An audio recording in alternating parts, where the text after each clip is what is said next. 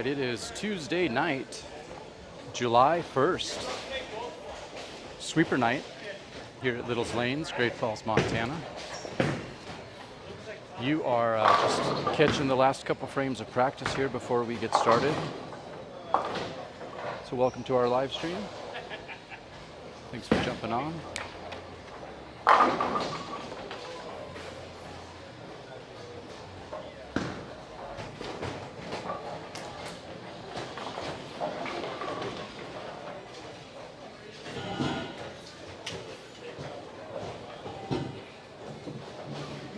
Okay, friends and enemies, Eric. We're going to the top 6 for bracket style finals, so there's only 14 of us. So that means almost half of you will make it tonight. Top 6 tonight, 14 people. Very good. Thanks, Tegan. Zeros for Tegan, noted. All right, let's do it. Come on. But you guys are going to be bowling 4 games. I think everybody's done this once or twice. We can figure it out. But for a refresher, you'll be bowling 4 games across the 4 pairs. After that, we will cut to the top 6. I'm only paying the top 4, so you have to win a match to get paid in that top 6 step ladder or that bracket. Top 2 bye, that's the goal. Right, so top 6 tonight, step ladder. But only top 4 are cashers. So lots of strikes. Lots of ties. Spares, and do not ever tie. Other than that, good luck. Have fun. Tie a lot. Everybody. We're all tying. Except for Tommy. And tie for like 7th and 8th Yeah. and 6th. All right, here we go. We're just getting started here. I like it. Game 1.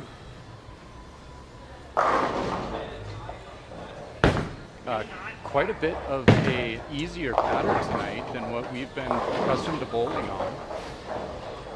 This is an SYC Open Pattern. See Quinton stepping up on 4, hitting 10. Willie stepped up on 3, hit 10. What? You're gonna need more than that. Yeah, I'm done there. That's it. Night over. Right, exactly. Yeah.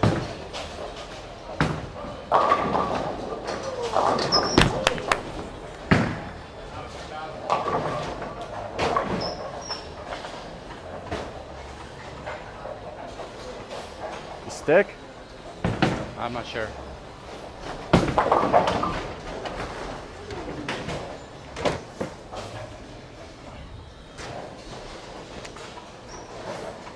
I'd say that's better than tugging it. At least you're comfortable out there. You're close to where you need to be.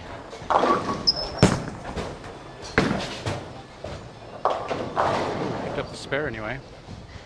All right, so we'll get you the pattern information here in a little bit, but the general information is that this is an SYC Open pattern. It's about 42 feet, 25 millimeters, and approximately a 7-to-1 ratio.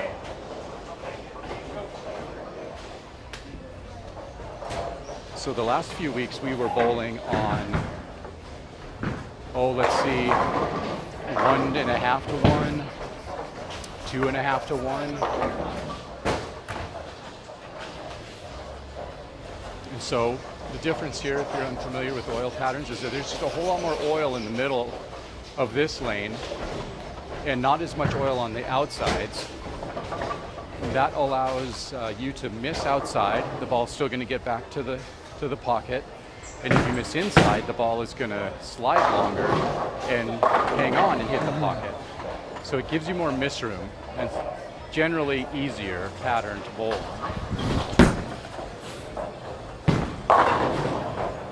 You would normally expect to see higher scores on a pattern like this because more bowlers that aren't as accurate can score high because they're just around the head pin more of the night.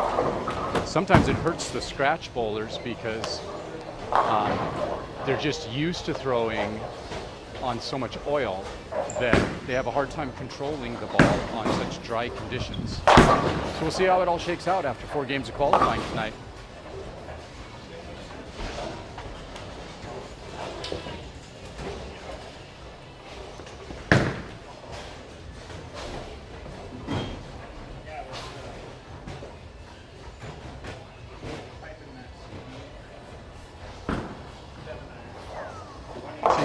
pair tonight is going to be Quinton, Willie.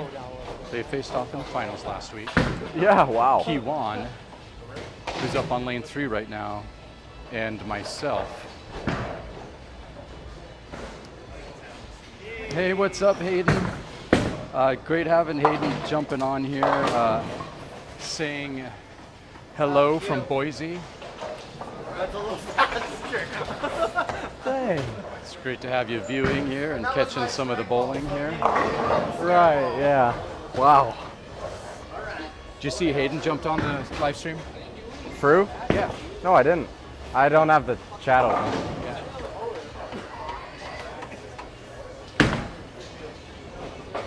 Yeah. Yo, thank you. Yeah, I'm trying.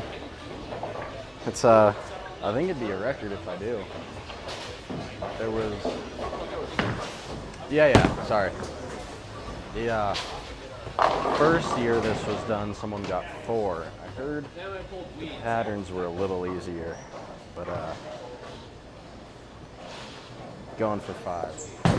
So hopefully I can do it. Tonight's plenty easy pattern-wise. It's like 7.5 to 1. I think it's similar to the one we bowled, the medium in Burley, where everybody averaged 250. So gonna try to keep up with the handicap and hopefully average 250 again, keep myself up there. Although it's only top 6 out of 14, so it's pretty empty tonight. Hopefully, as long as I make it there, then it's bracket, although handicap is still up in the bracket.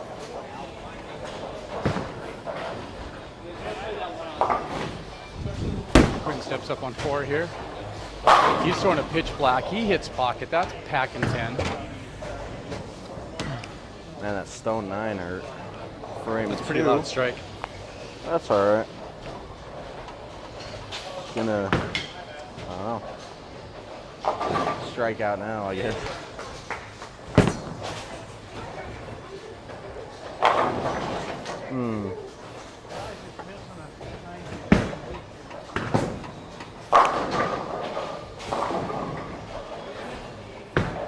See what we can do with this 10 pin on lane 3.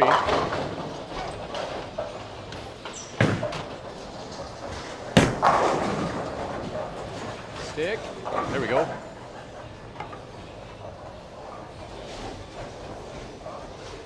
Kiwan up on lane 4. He went, ooh, that's a nasty man. split. He went open 7 spare and then 7 split.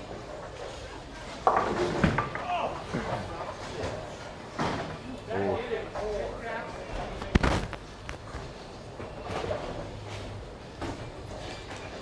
Dad, do you think I have to move my mic? Should I move it down here more? I would. It's a little quiet. All right.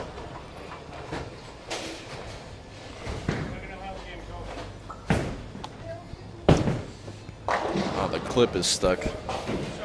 No, you're good. I was moving it because it's just easier for me to not be going cross lane. So. All right. Back on left. Very good shot over here last time. Just needed to carry that 9 pin and we're good. It's a good place for it to be.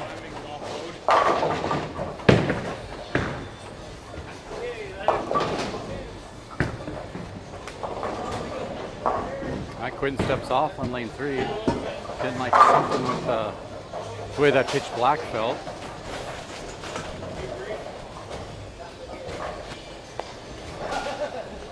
All right, so if you guys are, if you're online and you got the ability to put it in the chat, let me know what you think about the audio. And then also the camera view. Do you want me to zoom it in a little bit? Or do you like being able to see the bowlers after, when they sit down or, more of the pins? I don't know. You let me know. Hit. There we go. Quinton smashes 3, takes the... I like that. Is that the? Sorry. Was that the 8 out late? That was the 5, I think. 5 I out think late, the yeah. 5 kind of got smushed between 2 of them and almost stayed up, but... That's better on your mic. Quinton, What? did you strike on that shot? Yeah.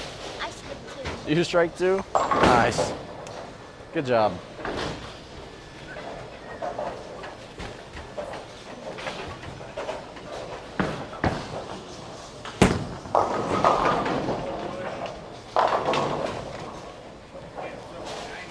Yeah.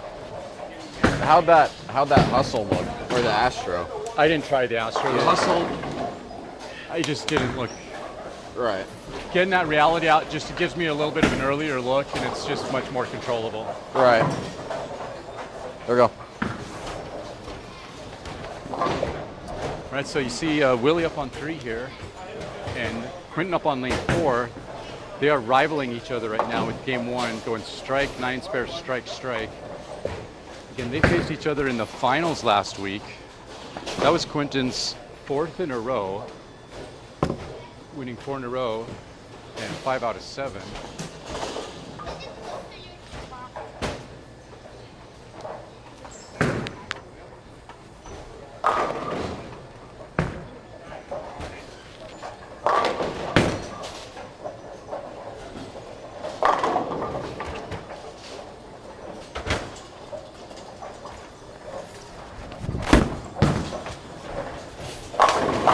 Yeah. Up and he strikes. There we go.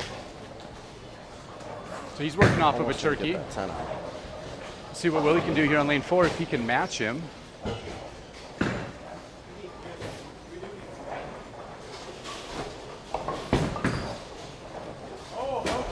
I love Not quite. Seeing that- Kind of a lazy break there for Willie. my pitch black right now. If I get it in, it doesn't move a ton, but still carried the energy to get that 10 out. Almost flat 10, but it carried, so it's looking pretty good right now.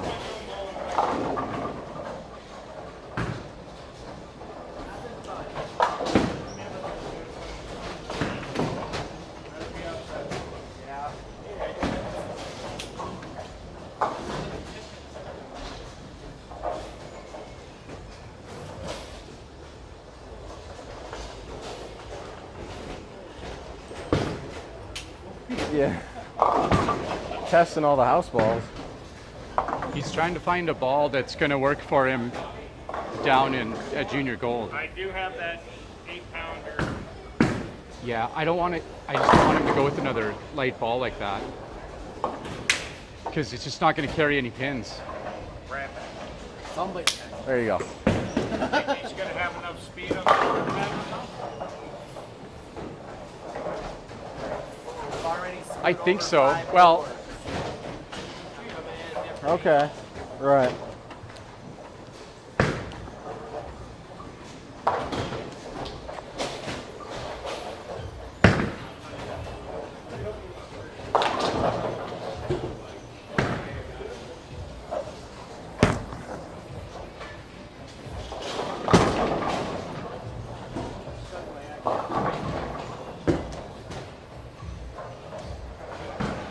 so I don't know if he'll have enough speed, but I was hoping that's why a house ball would be just lazy enough to make it down the lane.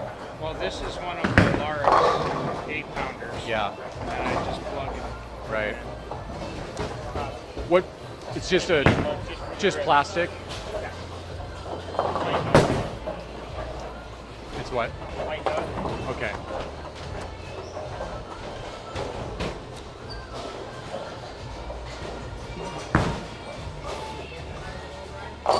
No, I'm trying to find something for Zay for junior gold that'll be like super weak for a short pattern. Is his T-zone not weak? Wow. It works. It's just a 7-pound ball, so it doesn't knock many I pins am down even when he hits. So Yeah. I'm trying to he's throwing, I been throwing might some have house to make balls a little at 10 move or there. 11 pound. Yeah, so white dot or That was more. rough. White dot's weak. Yeah, it's just that even that 10-pound white dot that he's Man. throwing right now is just too Close, hooky. but it was definitely it? heavy. And so like some of those, like just those dumb house balls, you know, if they're weak enough, but I don't know. Plug it up. It's, I mean, is it going to be any different than that 7-pound T-zone though?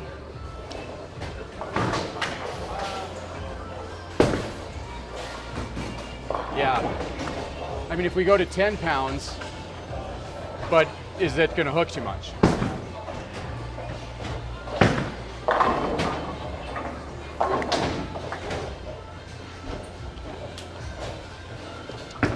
All right, so you saw Quinton there go for another strike.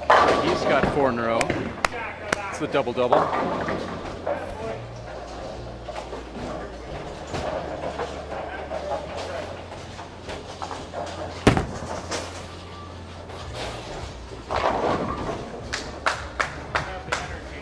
They all fell down, Brian. They all Thank you, Mike.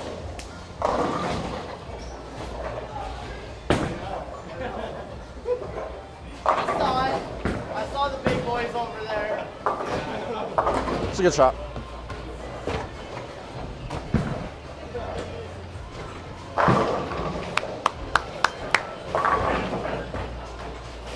All right, so you've seen some strikes on the board tonight. Quinton steps up here on lane 4. He's going for 5 in a row, trying to throw a nickel. Let's see what he can do. Still throwing that pitch black. Goes Dude, a I little even heavy through the moved. nose, and that's And it going to wasn't even split. this lane that it was heavy. Like, how does that even work? That leaves a 4-6-7. Come on.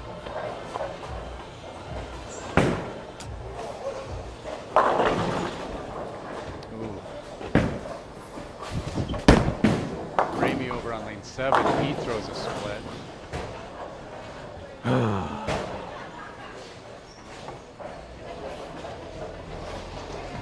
All right, so you can hear the frustration there. Quinton had a nice game going, and then he opens in the 7th. Willie gets back on the strike train on lane 3. Steve's got a decent game down on lane 1 right now. You see that on the far left of your screen.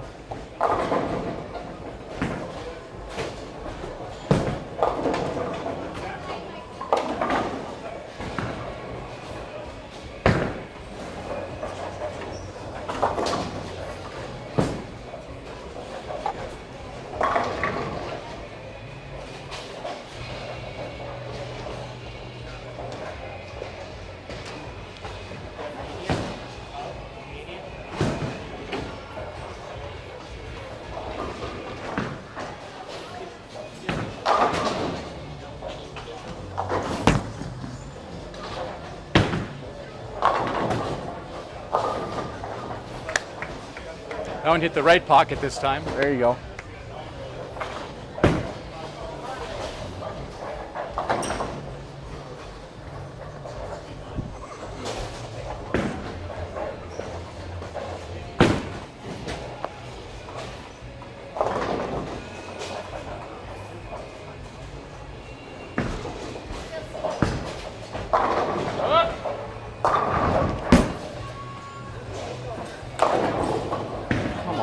Quinton just leaves the 7-pin. Like, then I move one more board That's and on I lane go 3. way light.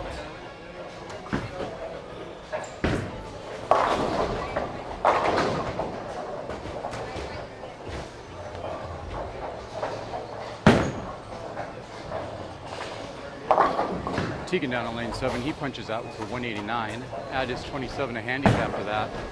So that's going to be a 220 for him, approximately 220 something game.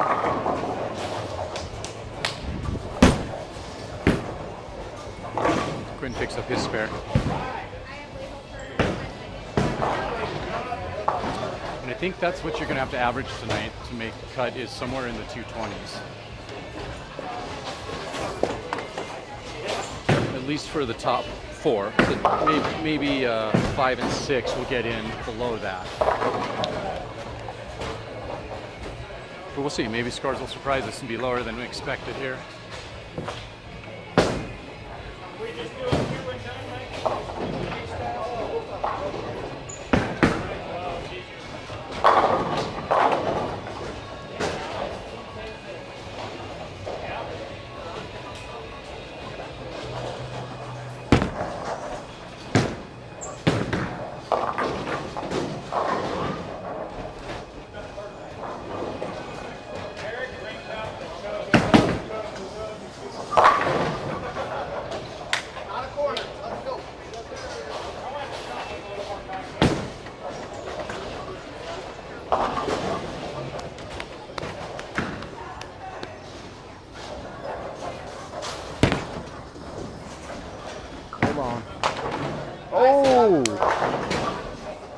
Oh, it went down. Yeah, it went in the gutter and came back, slapped it. Oh, all right. I didn't think that went.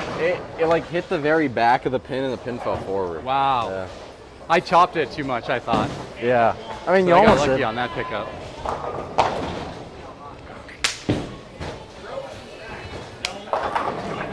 Good shot, Mike. Thank you. Two 10 pins in a row. Well, Yeah. I left the 10 pin, 2 strikes, left the 10 pin. Yeah, no, hey. Yeah, you didn't miss 210. Then I just outside. Yeah, 3 pins. Wasn't a corner. All right, Quinton hits pocket again on 4. He goes for a strike and gets back online in his foundation frame. Thank you, Mike. So he can close out in the 235. 235? Yeah, so since my 8th frame is 175, that's guaranteed done. Yeah. 9th frame has a strike, makes it 185, but it can have the next 2 balls. So if I double in the 10th, it makes that 205 because it has the 10 from the strike. Next 2, if I get 20, makes it 30. So 175 in the 8th can become 205 in the 9th.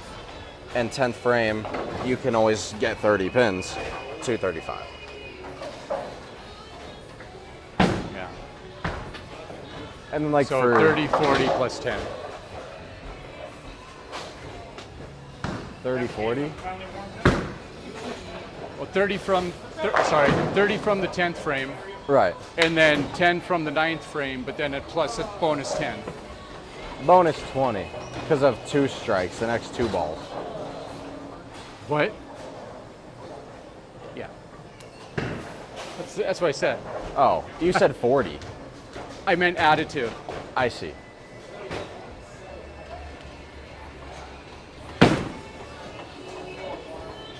Oh, good ball there by Steve on 2. That was a nice strike. He has 39 handicap. And is going to shoot 209 scratch.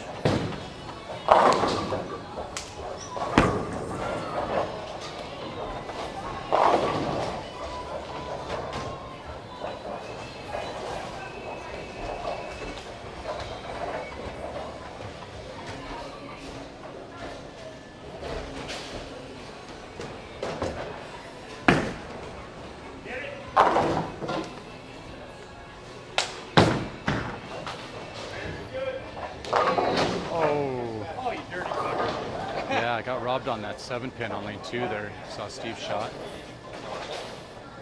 He steps up for his first shot in the 10th on lane 4 after coming off of a split conversion in the foundation frame. He hits pocket. Stones 10 though, leaves it dead in the gutter.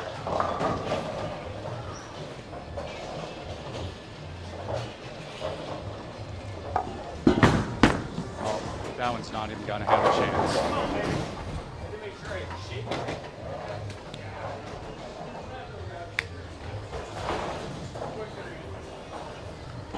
So just kind of finishing up game 1 here. Lane 7 and 8 are all done.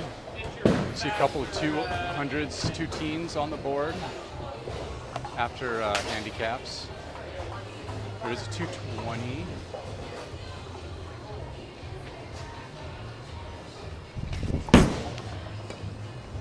Quinn steps up. He gets a strike Wow. in his first of the 10. You got to So throw that's a that double. better.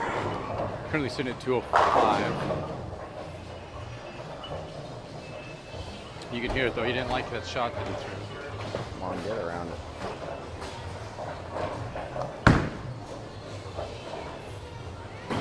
Oh, Willie misses a spare. It misses that 10 pin on his 10th frame, so he's leaving 10 there that he's not going to get back. Quinton steps up. He hits pocket, gets a messenger, but it does not deliver on lane 3. Threw 10 times better and I don't carry. So it's going to cut his score just a little bit.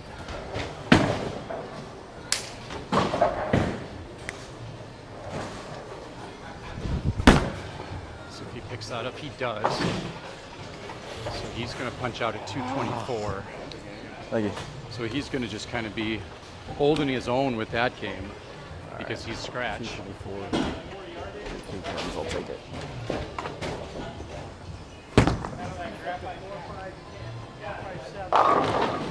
Right, yeah.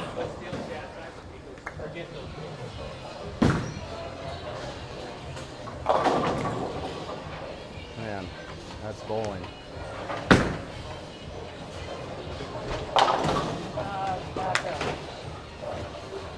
Lack of being loose. Oh, that's fair. Get up. It's all right, good game. Just gave away so many pins there at the end. Right. It's all right.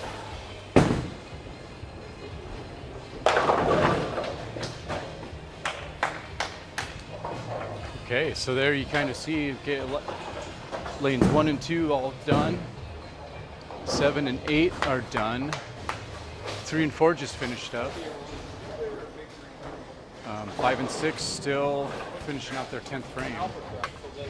So I'm gonna move the camera here for you a little bit, bring you down to lanes 5 and 6.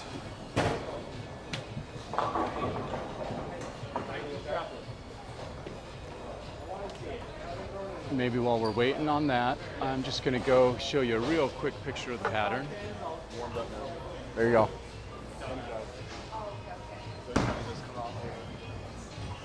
Yeah, I suppose after Looks being like gone the for a little printer bit. might be it's- running out of ink, but Right, yeah, no. you can see there's the oil there. When I came back from seeing my brother, Again, so I took 2018 two weeks off. SYC I Open, think I got 42 second feet, to last in this or something like that. 25 yeah, milliliters. Yeah, it was just like, it was terrible. I shot like 120 and 130. It's like, yeah. 7-to-1 ratio.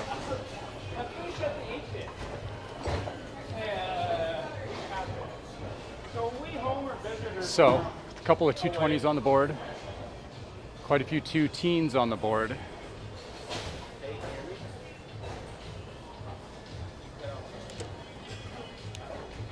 You can see kind of exactly what we're dealing with here with scores. It's gonna be, I think, high tonight, high cut line. Of course, we won't know for sure till after the 4th game, but we got 3 games of qualifying. Sorry, Oh, 4 yeah. games of qualifying.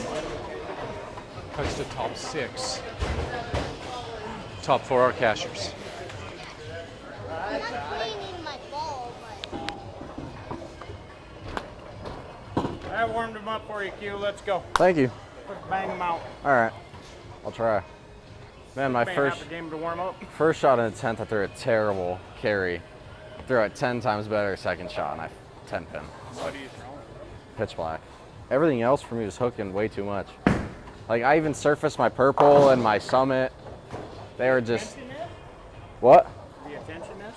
No, I surfaced my purple and my summit. I figured your attention would be Oh, clean I- enough to get through there. I didn't try it. That's but- why I went to this. Just on that right side, you think? Yeah, it's clean enough. Right, I was And just, then gives me enough pop in the back end and energy to. right. Yeah, might look at it if I lose something here, but we'll see. Oh, hey.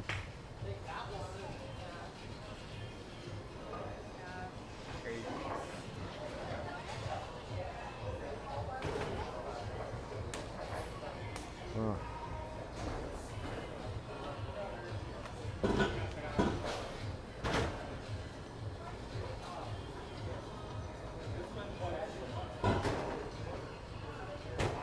-10 right now. Alrighty, You up? Plus 26.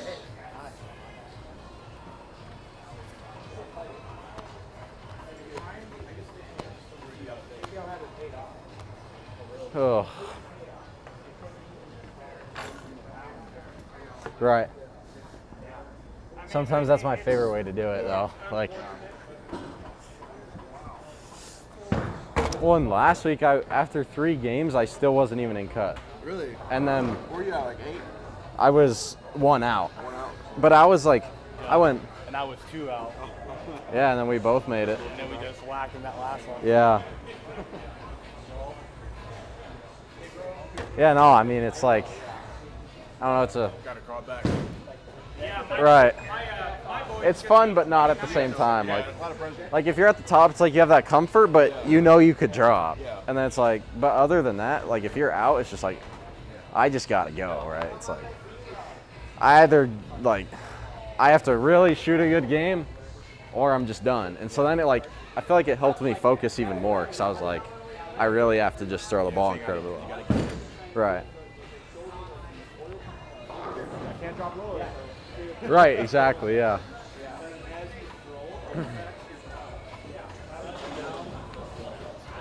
Yeah. In the way again, huh? Here.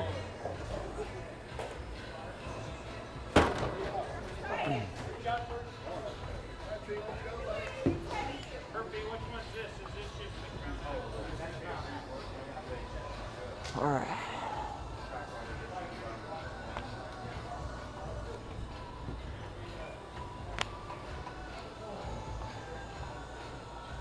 All right, so here we go. We're just getting started here with game 2 out of a 4-game qualifier tonight. That's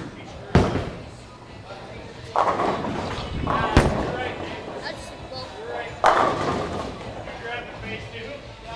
And then we cut to top 6.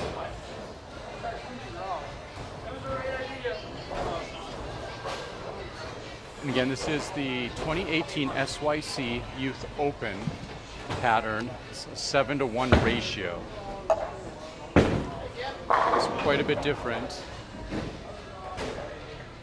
than what we've seen the last few weeks that we've bowled.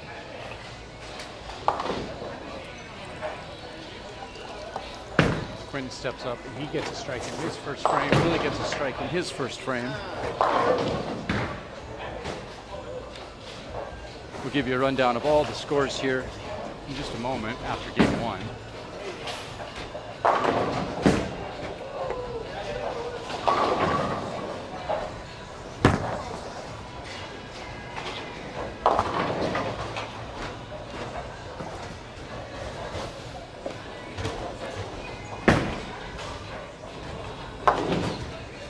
So even though it's like a 7-to-1, you can tell that it's still just not quite as forgiving as like a 10-to-1. Right.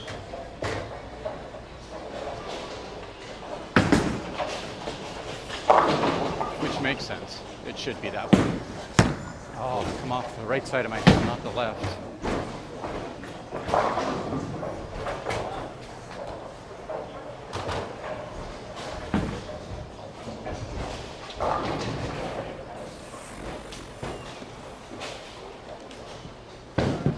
Willie's stepping up here for his second shot on lane 5. Willie's stepping up on lane 6.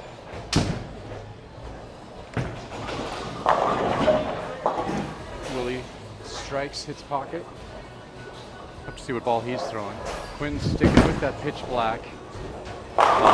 Smashes pocket, Please, but he dude. wraps 10 Please. on that one. Just can never throw 5 good shots in a row and get them to strike.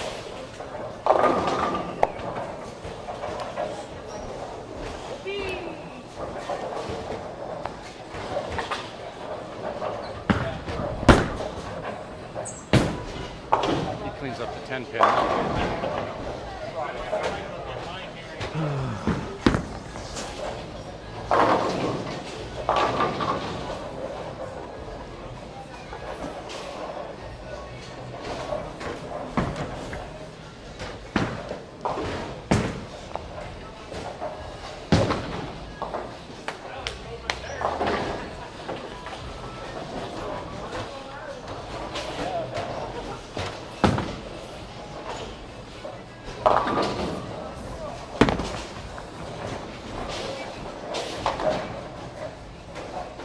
This one will be solid, so I want you to walk. Okay, I will.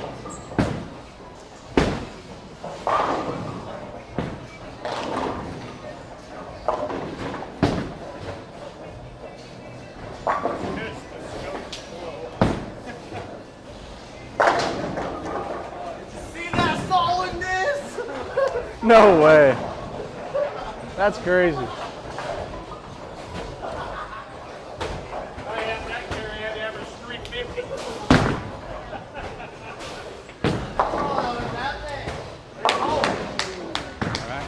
That's wild. Getting some late falls and some good messages there. Saw Mike with some, and then P1 right there on lane 6.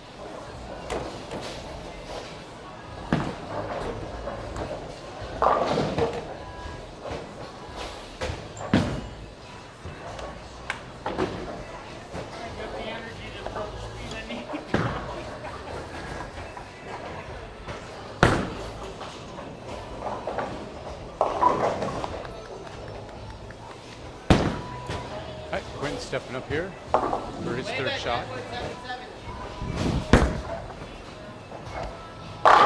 Hits pocket, that's flush, 10 back. So strike, spare, strike to start his second game. He's closed. Willie's up on lane 6 for his third frame. He's got a double.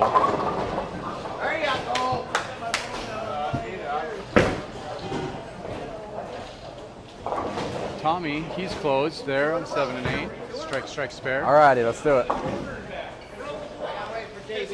All right, so currently you've got Steve after handicap added at 247. I'm actually in second place at 232. Then Dave at 228. Quinton fourth at 226. Elijah 220. Tegan 216. Eric 215. Tegan's the cut line. That's plus 16. He wanted to. Eric's at 7, 14 behind, or sorry, 2 behind cut.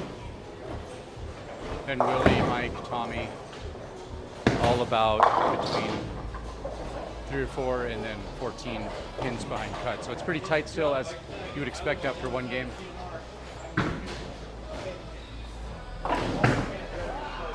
But some of those big handicap bowlers are up here at the top of the scoreboard.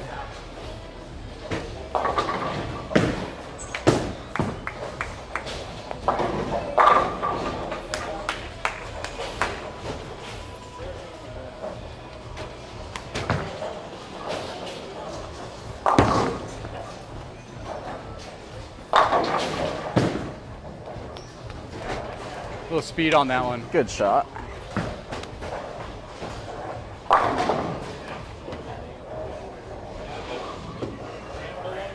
So there's just kind of a good example of bowling on a 7-to-1 pattern and the forgiveness of it. A guy like me who can miss my spot by several boards, and it's going to either hold or it's going to get back, whether I either leave it out or in, and still hit pocket. And that just gives us an advantage because we're getting more of the pocket on more shots than we usually would. Scratch bowlers, they're going to still score, but they don't get any handicap. See Quinton there with a perfect flush strike on 6. So his first 4 frames are strike, spare, strike, strike to open this second game. Again, second game here out of 4 qualifying games at this Tuesday night sweeper. If you haven't liked and subscribed to Quinton's channel yet, take the time now to please go ahead and do that. You'll get notified when we go live with these live streams, but you'll also get notified when some of his tournament videos drop. And his tournament videos are edited videos, just kind of showing his shots, showing him talking through some of his games, usually between 10 and 20 minutes a piece, as opposed to like a 4-hour live stream like this one's gonna end up being. But these are fun. These are something different that we just started doing this year. Both Quinton and I are mic'd up, just talking through our nights, and then give you a live commentary of the finals. You go. Which is usually Quinton bowling and That's me how watching. huge those spares are too. Like, As it should be. because while you're looking for it, like if you could spare them, oh, it's just so huge. Right. That's why, like, I mean, just looking back at some of the numbers from previous junior golds, it's, so there's 16 games that everybody bowls, and then it cuts to like top 200 in my age group, and then you bowl 5, and then it cuts to top 64, and then you bowl 5. and then it cuts the top 16 for a double elimination bracket. So like if you can make it there, then the pins don't carry over. It doesn't matter what you shot before, as long as you're there. And I've looked back at it, and like last year, the dude who made it in 16th, overall 26 games, averaged 211. Which like on those patterns, you know, it's not easy to do, but that just shows like how huge spares can be, because even if you have like, I mean, if you have a double in there with all spares, you could shoot 2-0, 2-10. It's like, it's so huge to get spares. So I'm hoping like, right, yeah. And that's where if I could just have a great week of spare shooting while I'm there, it could keep me right up there the whole time. Right, exactly.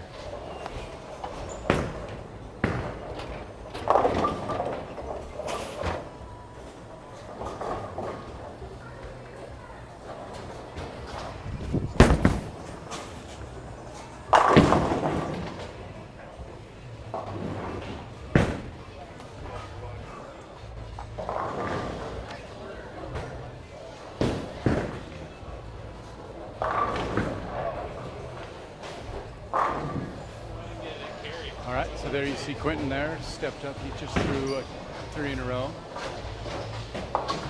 Good job, Tommy. Tommy with a closed game. Just threw another strike. Willie keeping his game closed.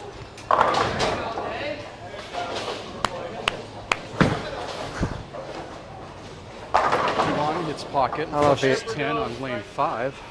That was a nice looking ball. There you go. I think you're on pace to shoot better than any of my games when I first came back. Dude, it's hard. Like, it's just, and it's not even like, sometimes it's not even what you're bowling on when you don't bowl for. It's just like physical. It's like, even if you feel decent, there could just be these tiny little things that just catch you so off guard. Whenever I come back, my body feels so like, because of the movement of throwing the ball, it's Right. so stiff. Oh yeah, like you don't replicate it anywhere else. Like, that's how before every one of our Saturday youth leagues, we could always come down while the little kids were bowling and just warm up on a lane. Yeah. And my first several shots was like, I was hardly even could feel what was going on. It was like, and I don't know if I could say like it made me dizzy, but it was like, it just, I know, it like, it feels like you're not even real. Like it's just.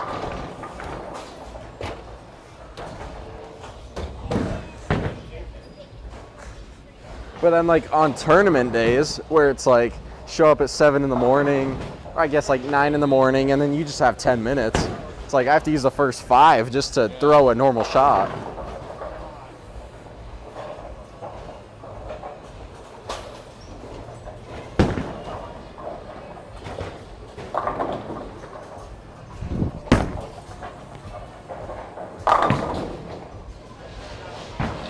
All right, so there, see Quinton goes back to back to back to back with 4. So did you leave that one outside a little bit? That one? Yeah, or was that where you wanted it? I've got room on this one. Well, I know you got room, but like yeah. that is my zone. Yeah. Like I'm not playing 2 or 3 boards. I'm playing 5. Like That's the pattern, yeah. I wish I could do that though. what your thing. Yeah. Yeah. I mean, I got 5, he says. For me, it's like Too much friction, and I have to throw 2 apparently. I have to right. go inside. Well, that's why. Like I'm not throwing my purple right now because that one was hooking too much. I grabbed my pitch black, which is lane shined up from youth league a million times, and it's too much friction, and I have to throw 2. right. And I'm not as consistent with speed as I want to think I am. Right. Like if I'm slowing it down, I'm trying to slow wheel it. Right. Okay. Right. I wish I could do that. That's just. But That's where I worry about those corner pins though. Like every shot off my hand, like. Oh yeah, no, I have a couple times. But like if you carry a bunch of things. Right. I ordered some cheese sticks and some and some. Okay, thank you. And pizza rolls? No. Go with the trifecta. Son of a gun. All right, so Willie's stepping up here on lane 6 after an open in his 6th frame. Hits pocket, gets a late trip off the wall to knock the 10 pin down, but that's strike.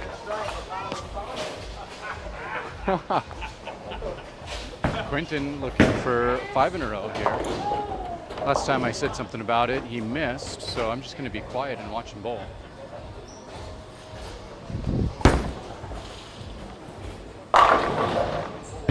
Well, that didn't work that either. was so That good. Wrapped 10. That was a good shot. Urethane 10 or? I mean, like, it hit hard. I know. can't say it burnt up, which is a urethane 10. Right. Like, that ball looked amazing. And Just I had it inside and even more oil. It's just probably the entry angle of it.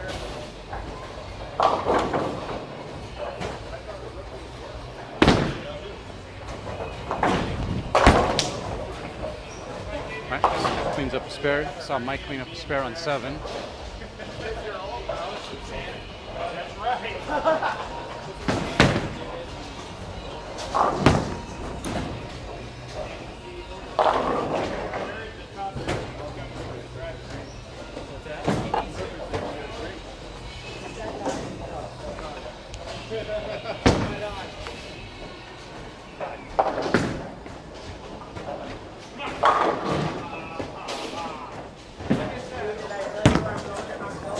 No, you didn't.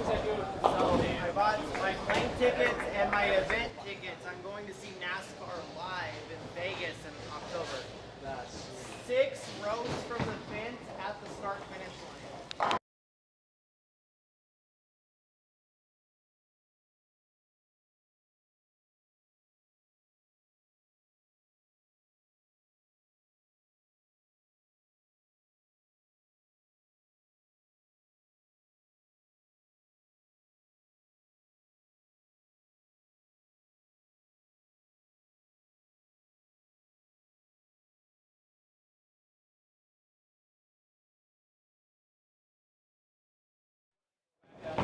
All right, so it is the second game. We're kind of at the second half of the second game out of 4-game qualifier here tonight.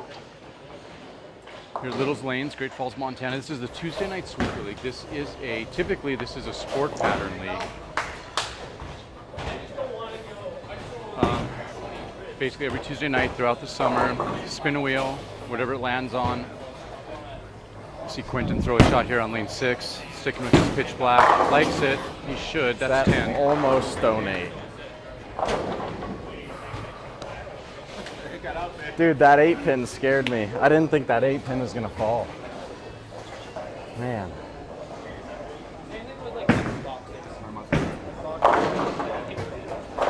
So again, the director Tommy, he spins the wheel. Whatever it lands on, that's what we bowl on. And typically, the choices are just full of hard PBA tournament patterns, but there are a couple of youth patterns like the Storm Youth Championship, Junior Gold Championships, long patterns, short patterns, dual patterns, but mostly flat oil, really challenging conditions. There's old in there. This is one of the. This is the best week to throw it there.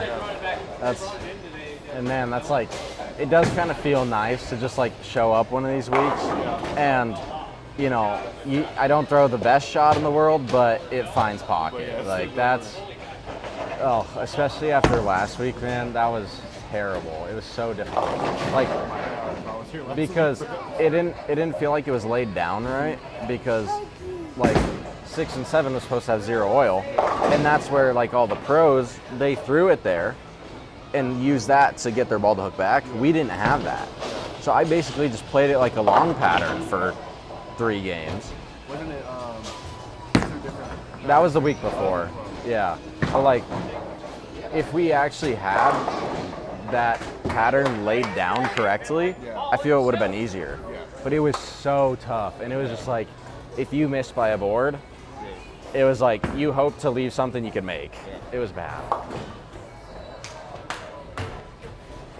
I bowled on Red Square in Idaho like a month ago, and that's the same way. I mean, it was 1-to-1, so same amount of oil everywhere, and it's just like, you cannot miss it all.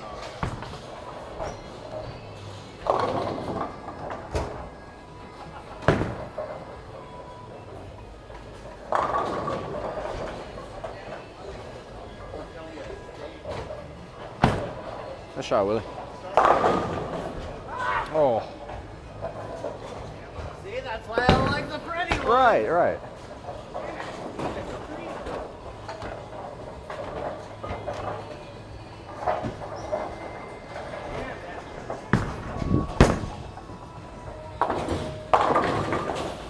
How? Like, that's not even a bad shot. Come on. Like, how do I keep leaving these on these? Like, dude, I go half a board heavy and I split.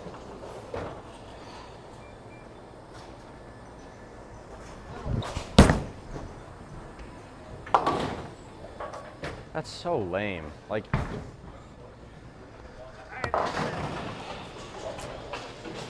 All right, so there's the foundation frame open for Quinton. That's going to badly damage his score.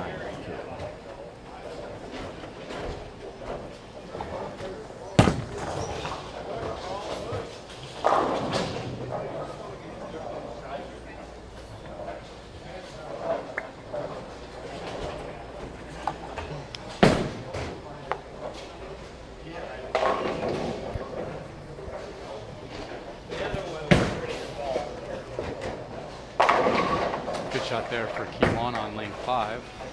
Dave steps up. He throws pocket, smashes 10 on lane 7. Get Rodriguez's hand. Yeah, Cut it. strike right. Okay.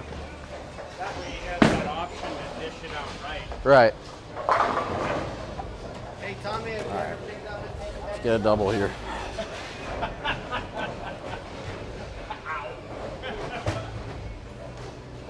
So Dave's got 4 in a row through his 9th. That's going to be a big game for him, which he needs after his first. Quinn hits pocket, he strikes, first of his 10th. That's going to be really helpful. All right, one more. Yeah, I guess Dave did finish off his first game pretty decently. Put him 3rd with his handicap, so he's sitting fine. Willie working off of a triple right now. Going to throw his first ball at the 10th. So we're just finishing up game 2 out of 4. Oh, Willie wraps 10, gets it to wiggle, but it will not fall down. Just kissed that 10 pin. Hold hits, please. Thank you. Quinn steps up and strikes. He Oh. touches them all. So that's a double in the 10th. He can max 227, which he has to do. He's got to keep throwing these 220 games if he wants to stay in this tonight. There's just too much handicap. It's just so unfortunate.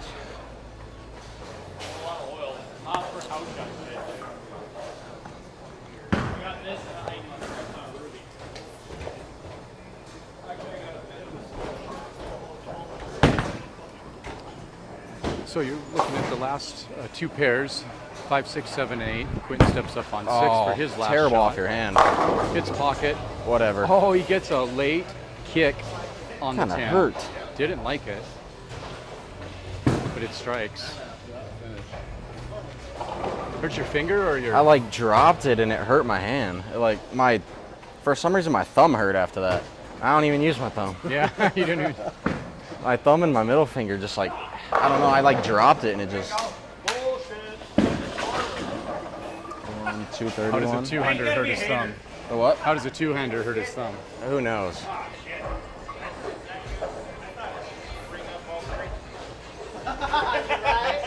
Man, this game is killing me.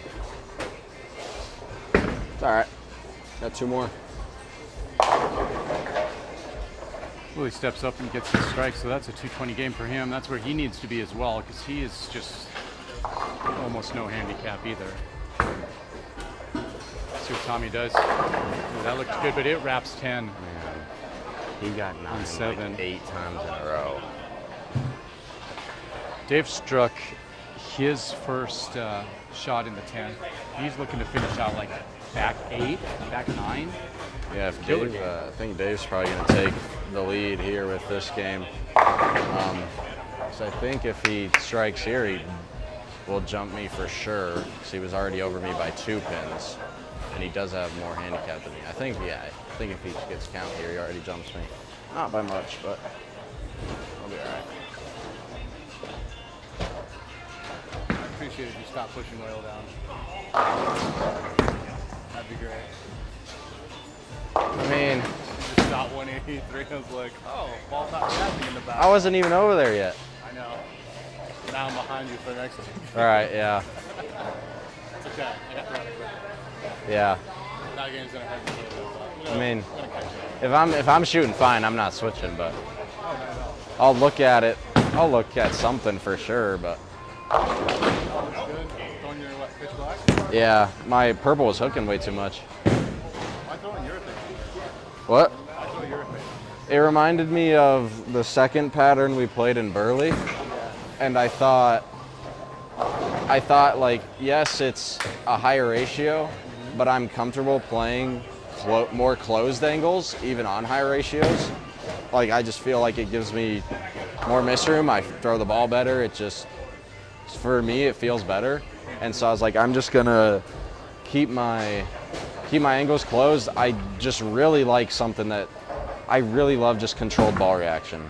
Like stuff that jumps off the pattern. I tried surfacing my Summit and my Facteur, and they're still just jumping too much off the back. They'd work. I mean, down there I was able to bump left with them and hook, and it looked great. But for me, it was just more angle than I wanted to play. So I tried to play it, you know, a little tighter, and I grabbed my purple. It was hooking too much, so I grabbed my pitch black. Because I love that mellow, just straighter angle. It's just so comfortable for me. Yeah, so I mean, that's really the only reason. I even I thought about potentially grabbing my IQ, because that's something I can probably play a little straighter with, and it pushes a little further. So, I mean, I'm definitely going to look at that at some point, but I mean, I'm not, like my 9th frame, I pocket 4-9. Other than that, I only had 2 shots all game that corner pinned, and so I'm like, I don't feel the need to switch out of it quite yet. No? It's not quite burning up, so. Good deal. I'll keep going. Yeah, thanks. And I'll see you up there. Yep, you will. And you. Huh? You're going to be up there. All right, so that You is probably already are up I there. had a pretty, I literally didn't miss a single final throw. 2 game. That was the you end go. of the second game. I stopped using my actual spare ball. I started using Got 2 more to Oh, you go did? for our 4-game qualifier tonight. You can kind of hear the insight there by Quinton, some of the guys Yeah. bowling. Yeah, I mean, you throw it like you throw that ball so straight. So, like, and there's something about it, like, with plastic, there's that, like, oh, it's not gonna hook. So then you throw it normal, and then you get on a crazy sport pattern, and then it does. But it's like, oh, it's plastic, I could just throw it, you know, whatever. Yeah. But like something else, you have to go straight, because no matter what just you're used on, to it's it. right, exactly, yeah. During youth league, I like threw my spare ball. Yeah. Oh, right, yeah. Right, yeah. And that's, I mean, that's the most important part. I haven't broken 200 yet, though, and I feel like it's Right. so I have to hit my target now. If you keep making your spares, you got it. Like, you will.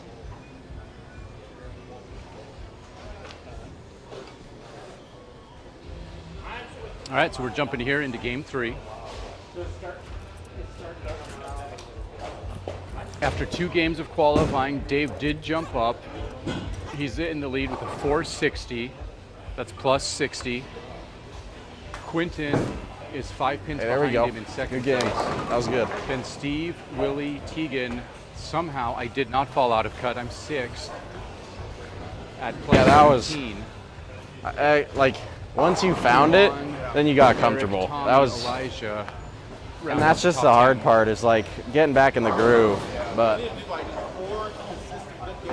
Right. My first one is always, I always have one now and Right, yeah. But it's hard, like, because you could catch one pair that for how you throw the ball and what ball you're throwing, it just doesn't, and that's just, it can, yeah.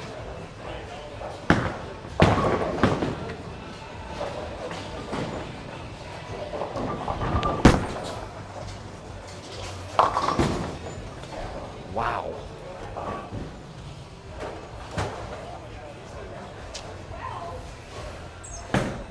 Even though I didn't notice at the beginning of it. Your balls are like 2 feet down. That's where it's like.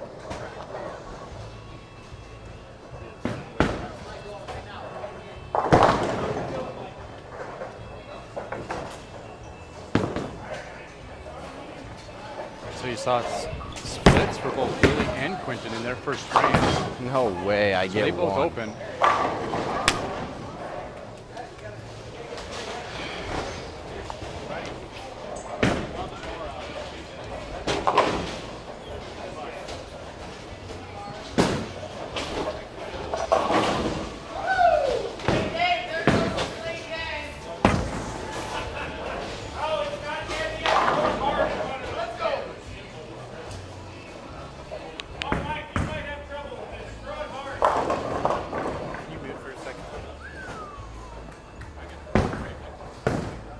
All right, I think I'll go check, make sure I did.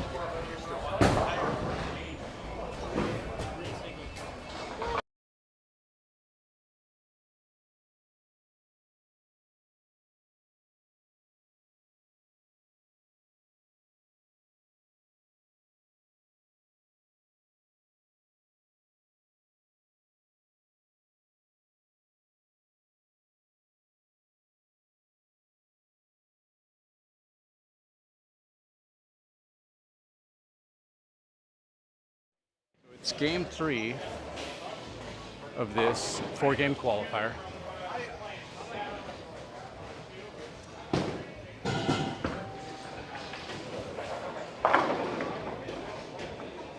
So after open frames by both Quinton and Willie in the first, Quinton steps up,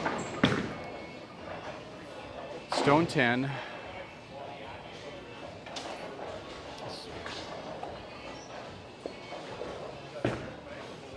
leaves that 10 pin. That was frustrating because that was a good shot. Just not getting rewarded for him at the moment. Throwing the pitch black.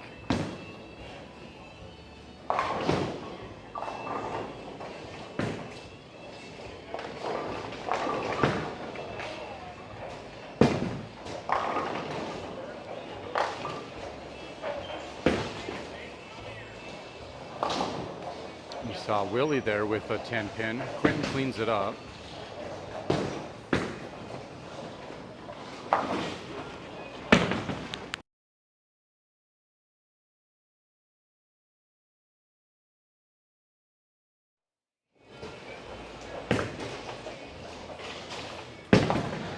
So again, your top 6 right now: Dave, Quinton, Steve, Willie, Tegan, and then myself at 6.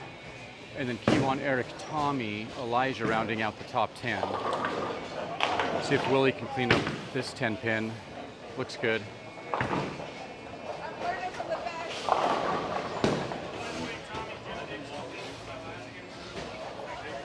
Got it.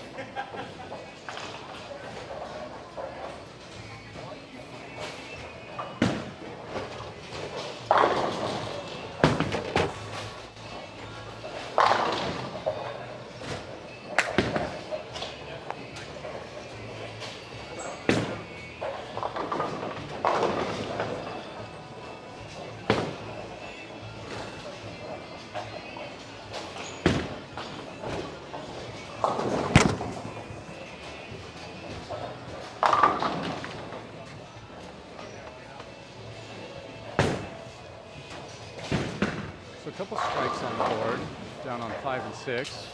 Ross opened up with a turkey.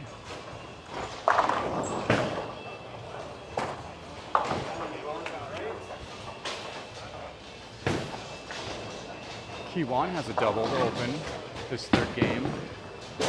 I somehow have a double.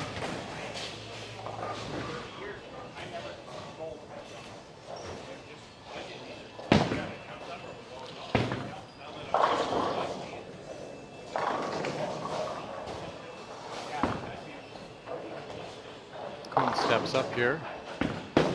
So he went open spare in his first 2 frames. Ooh, that one goes a little heavy through the nose, leaves an 8 pin. Nope, sorry, that's a 4 pin.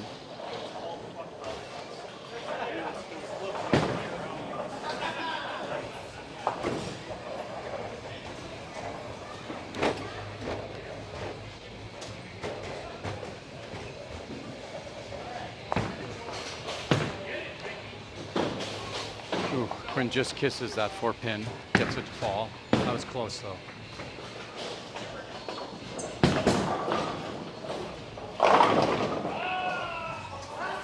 Oh no, left that one way inside. That bailed out though a little bit there. Only to leave a 5 pin.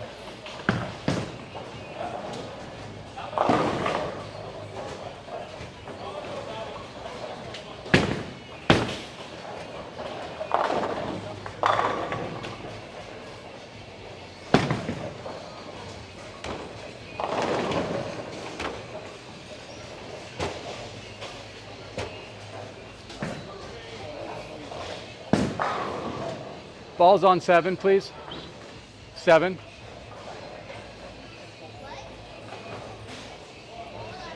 Yep, balls are stuck on 7.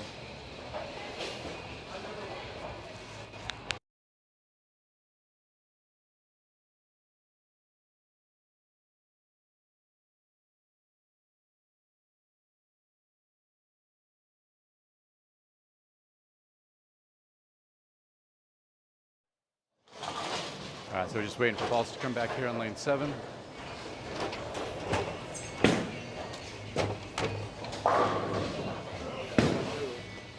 Flat turn.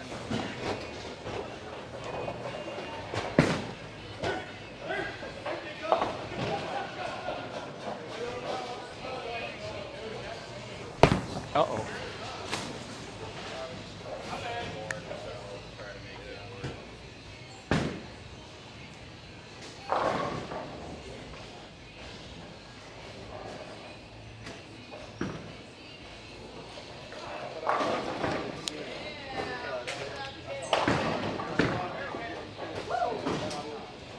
Just thanks everybody for joining us tonight. You're watching the Tuesday Night Sweep League here on or at Little's Lanes, Great Falls, Montana.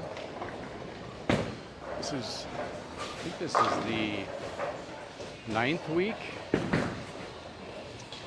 So after the summer's over and you bring faith in, you kind of want to bring a lark.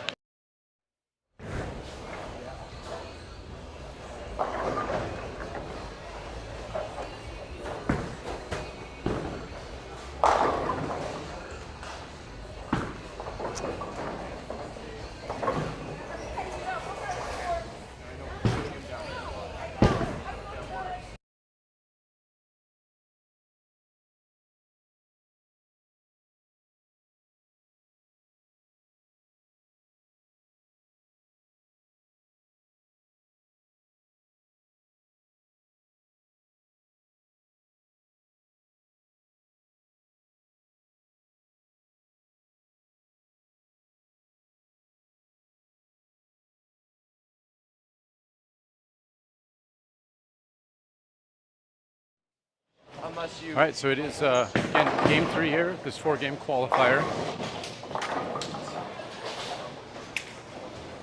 High scores this week. It is a little bit of an easier pattern. It's a 7-to-1 ratio. So you're seeing a lot of handicap bowlers step up and go on the leaderboard. Scratch bowlers are having a hard time keeping up.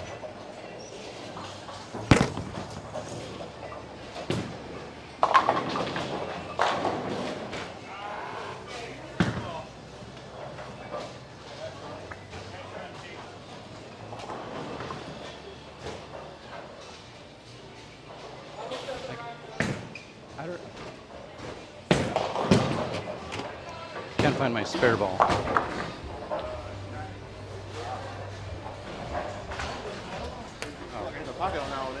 Oh, I know. That's how my 9th frame was last game. It was like I left that same thing, and it felt like an amazing shot. And I was just like, man, I don't know how I left that. It was. We just said earlier, bro. It's like when the ball's not going where it's supposed to go for me, I have a hard time switching because I'm like, maybe it's not the ball, maybe it's the way I'm throwing it. Right. So like, I need to know when to make that change. Because sometimes I wait too long. Sometimes I gotta wait open up. You know what I mean? Right.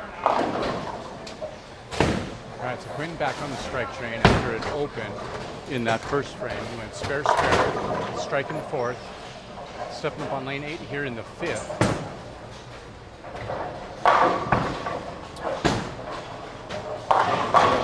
Down on lane 5, Ross did open with the turkey, but then he ended up opening in the 4th, went strike, open in the 6th again, trying to pick up a cluster spare. Quinton goes through the head and leaves the big 4. Of course. I think he liked that one out of his hand. But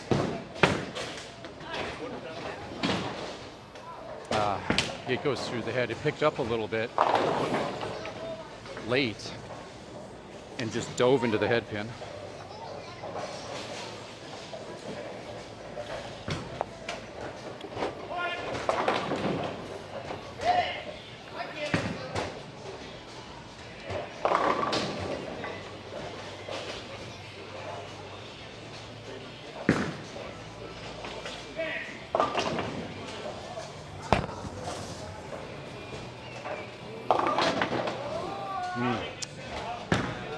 Yeah, I missed that shot. It goes straight through the head pin.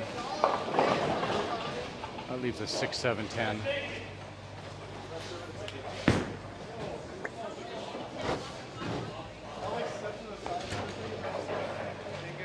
See what Kiwan can do up here on lane 8 after 2 opens. I'm sorry, a spare and then an open in the 4th. He's bowling his 5th.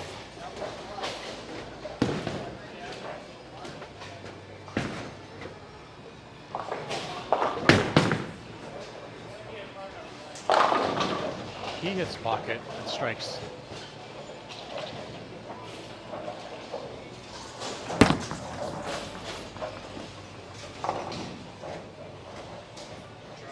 Yeah, that was actually had a little bit of angle on it. That's all right. I'm tired of just drinking water.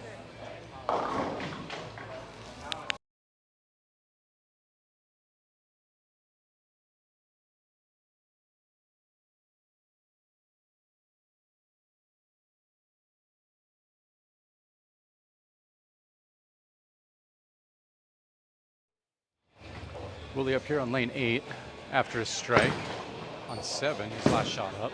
He hits pocket, it strikes, gets that 10 pin out just a little bit late off the sidewall. Quinton coming up after an open in his 5th frame. You saw that one just a minute ago. Goes through the nose again, so that ball's starting to jump on him a little bit. Leaves the 3-6-10, the little mini dominoes there on the right.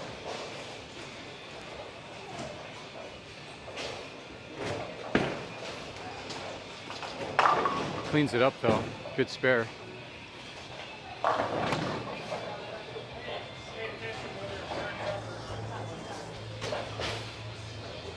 Probably going to be looking at a different ball, I would imagine, after that shot. You need something that's going to push a little further down the lane after those last 2 shots. Just been jumping too much.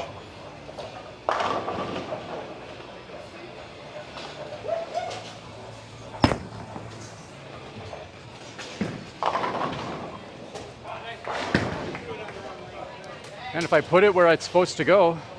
Yeah, you got it to the fronts, Yeah, the direction you wanted it. yep.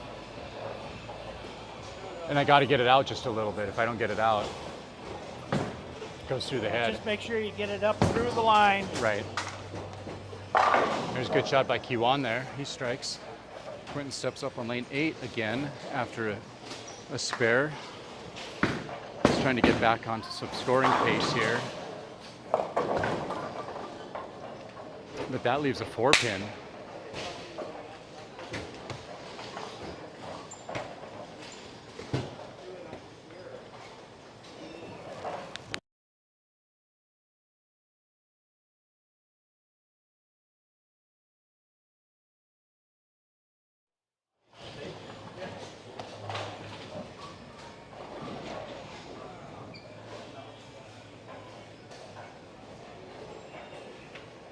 So we'll see what happens here with the scoring pace after this game. Looks like it's going down quite a bit, although Tegan's having a big game down here on lane 3. He's already at 219 in the 9th, so that's really going to boost him. He's got decent handicap. And so that's going to be a big jump for him. He was 5th at the start of this game. Willie strikes on 7. Eric's working off of a double down there on lane 4.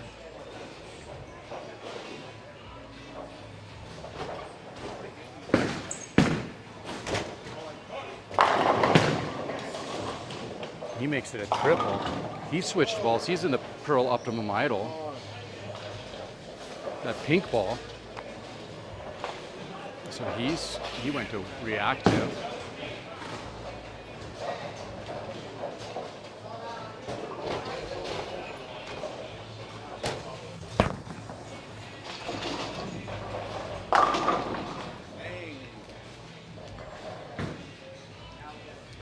All right, so I found a good spot there with that ball. I'm throwing the Reality. It's a 900 global ball. It's about 2,000 grit, I think. It's not like a real shiny ball. It's just a regular, I don't know, I guess you'd call it a solid maybe. I think it's asymmetric. Might be symmetric, honestly, I'm not sure. I should probably know this.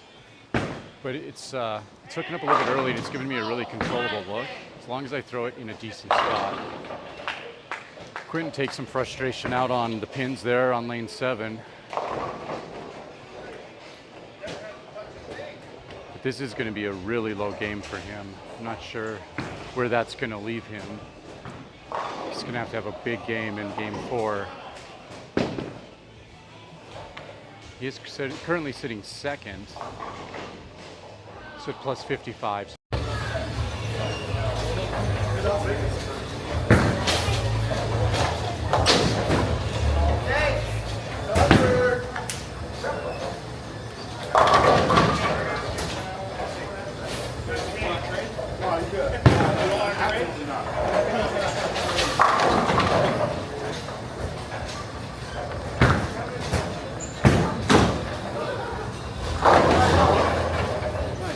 We just got to change out some batteries here before we get our mics back up and running.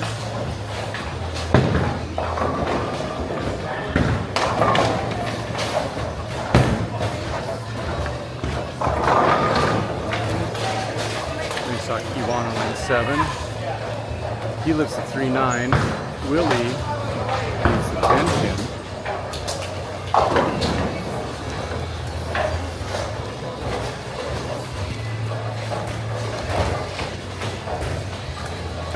Should have our microphones back for you now.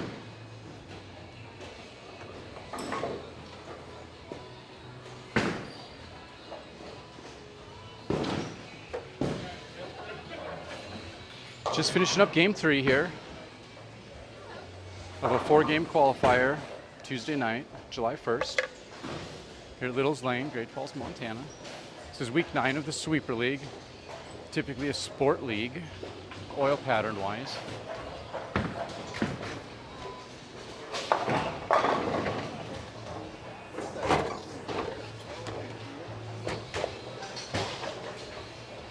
Kind of latter half of game 3 here.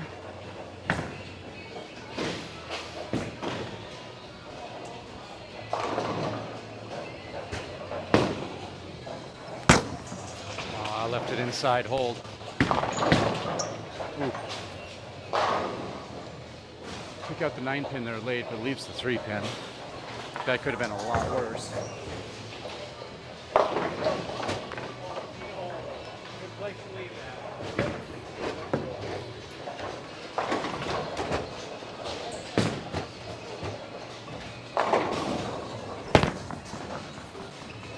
I nailed the 10 pin that wasn't there.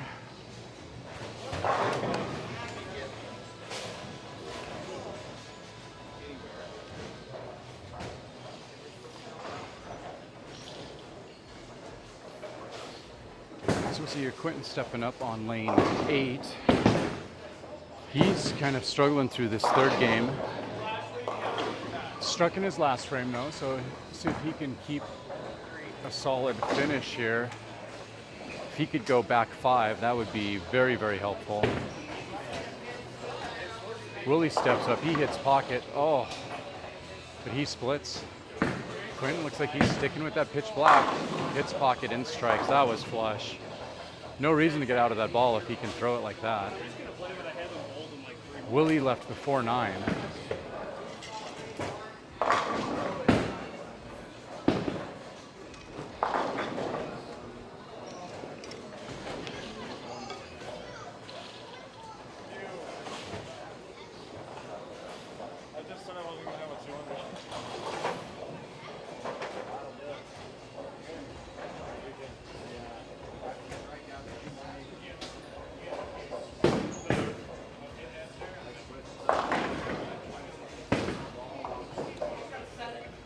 Ooh, Willie with a good shot there at that split on 7, but he just cannot pick up the 4-9. That's a tough split.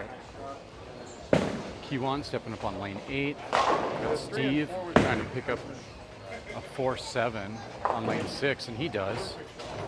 Let's see what Quinton does. Kind of falls off his shot a little bit. Hits pocket, wraps 10.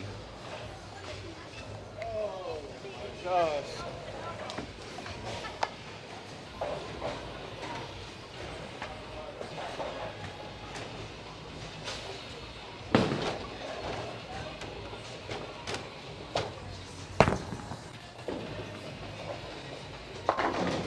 If you get it out late, it's just not going to come back. If you can get it through the heads early enough, it picks up a little bit of friction, or at least with this ball. That ball, though, is supposed to be an early ball, and expecting it to come back through that heavy oil late just isn't going to work. I guess I shouldn't say heavy oil.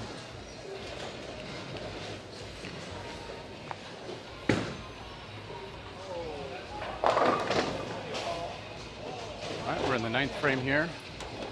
3rd game of qualifying out of 4.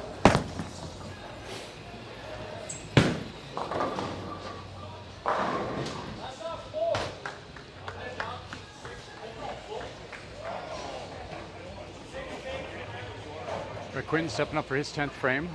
He'll be on lane 7. Willie stepping up, coming off of 2 opens to start his 10th frame on lane 8. So looking across the lanes, we've got a couple of 230s on the board, down on lanes 3 and 4. Willie hits pocket and strike. Quinn doesn't like the way those pins look, so he's going to reset, step off for a minute. Yeah, Eric Ramey went 236. Tegan went 235. Dave right now is in the 10th at the 219 with 2 shots remaining.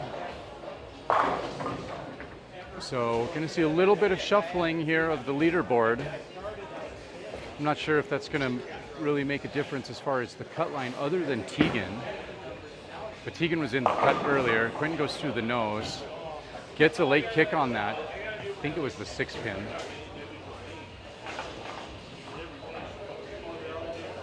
So that's fortunate. But he's got a turkey right now trying to go back 5. That would really help his cause here to not lose quite so many pins.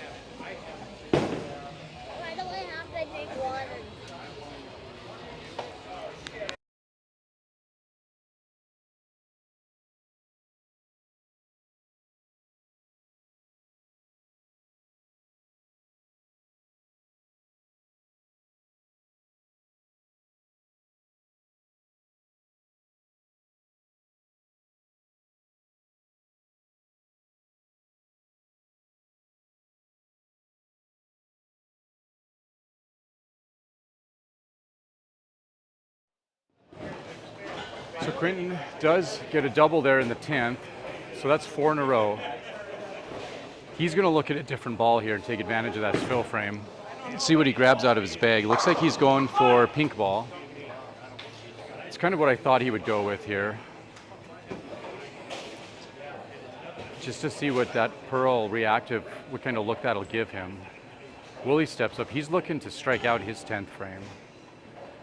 That would be helpful to him because, again, he's almost a scratch bowler too.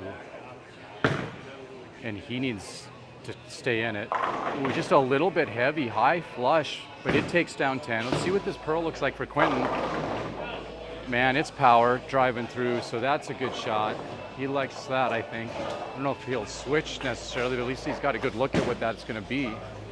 If he thinks he needs to, once we get down to lanes 1 and 2 on this next pair. It is the 3rd game of qualifying. 4 games total, so 1 more game after this. Get you a score update here as soon as we get the scores entered. Right now, got 2 games still to finish up. You're looking at 7 and 8, and then down on 1 and 2.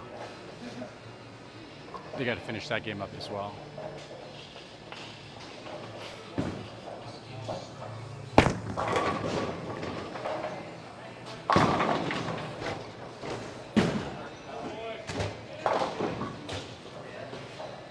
Feels good when you throw the ball where you're supposed to.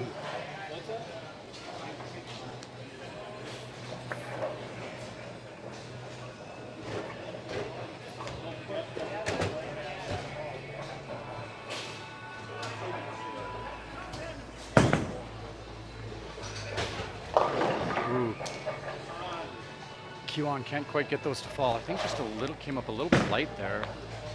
Leaves the 2-8.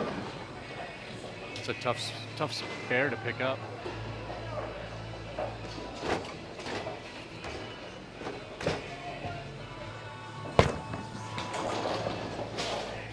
Oh, I thought that one was going to pick up, and it doesn't. I do leave the 2-8. Look at us both. Yeah.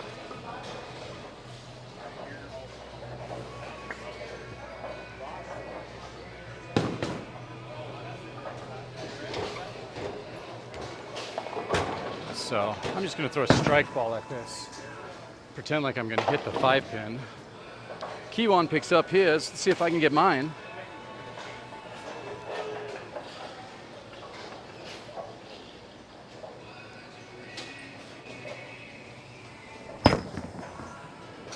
Might be too much chop. Oh, it works. All right. So 180 to finish that game. Maybe I won't fall quite as far as I thought I would. I still don't think I'm going to be in the cut after this. But we'll see what it looks like.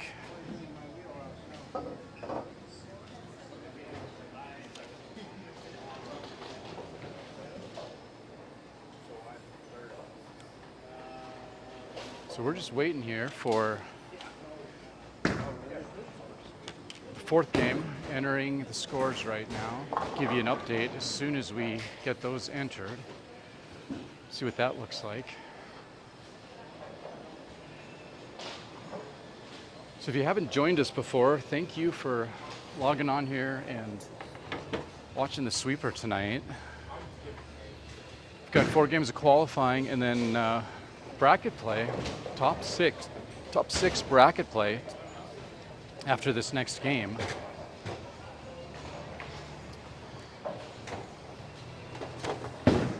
Top 4 are going to cash tonight.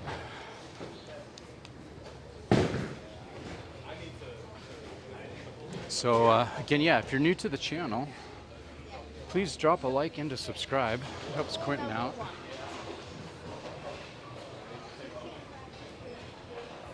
Again, typically a sport league on Tuesday nights down here. Tonight's a little bit different. We're bowling an SYC pattern. It's just a randomly selected patterns. And tonight just ends up being a little bit easier. The last several weeks have been brutal. Flat patterns, really, really challenging.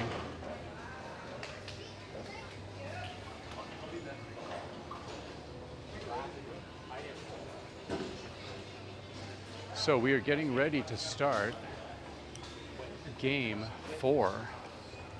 4 out of 4 of qualifying. Gets a little bit dark on this side of the house as far as lighting goes.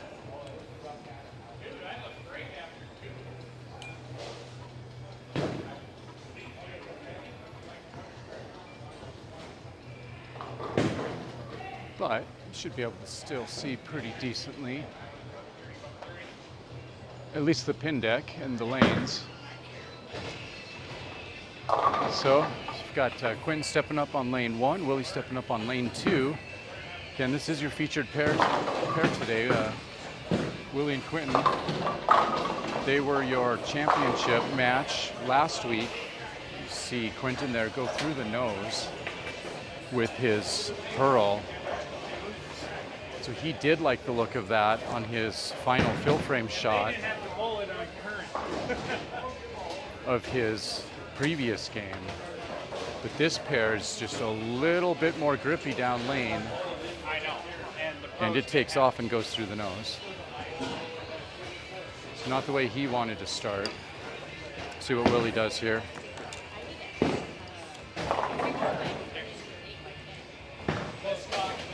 Ooh, he leaves it 3-9. So there's some challenges there for sure.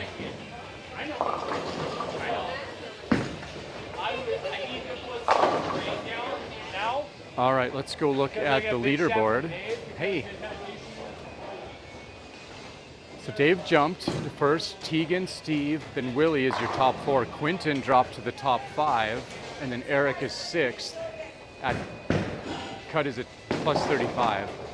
I fell below the cut line in 7th place, but I'm only 4 pins out. Then Kiwan, Elijah, and Tommy rounding out the top 10.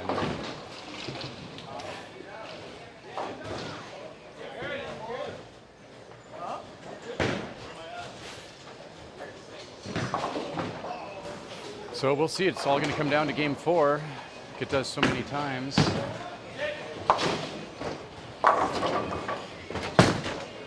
Big games here. It's going to mean a ticket punched into the finals.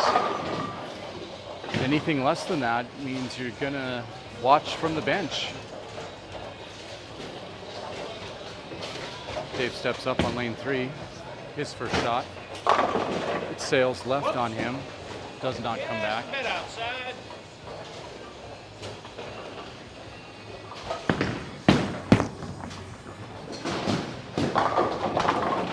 Oh. Thank you. Yeah. 4-9. That's a rough one.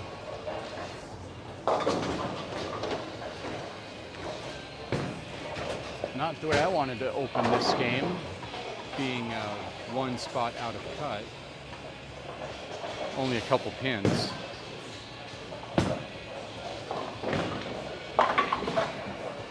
Dave cleans up.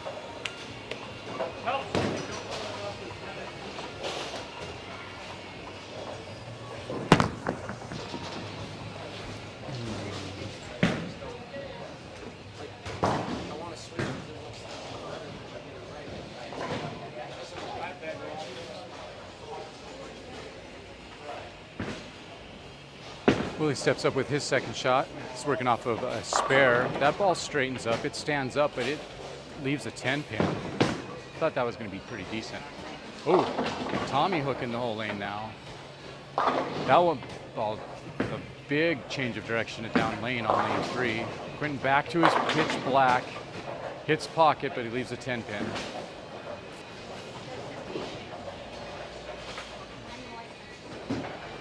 So the frustration sitting in there.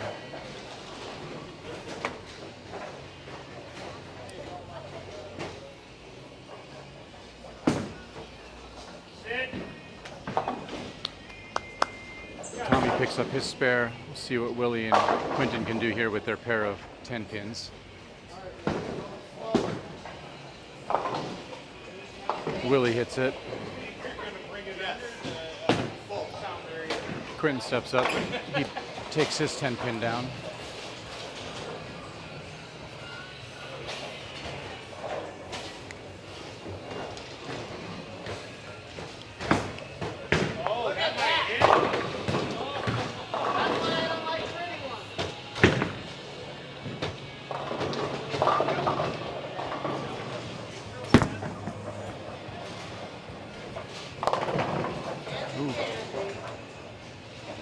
Got that ball where I wanted it. I thought it looked pretty good, but it didn't turn the corner.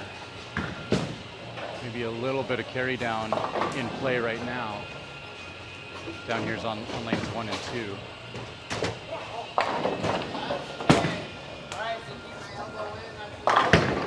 Kiwan hits pocket and strikes.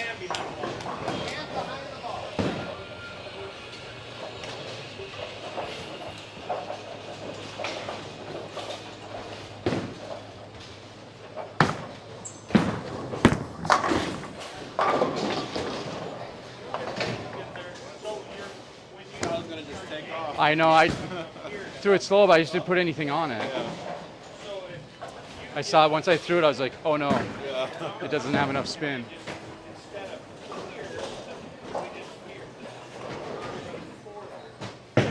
Okay, so Quinton and Willie back up. Quinton up here on the left. It's where he opened in his first frame. These two both searching for their first strike of their fourth game. Quinton went back to that pitch black. He strikes. So that feels good. He needed that. He needs to really lock in now. After switching over to that pink ball, his Pearl Optimum Idol, which he really likes. However, just on this pair was not giving him the look he needed or wanted. So switching back to the pitch black.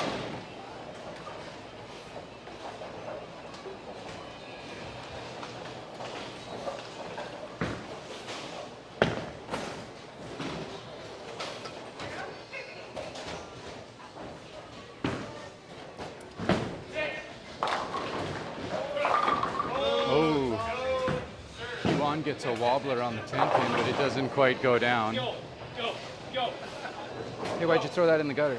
I tried to throw it straight because that would go straight better. Okay, but then you got to move your feet right. That went in the gutter the way you threw it.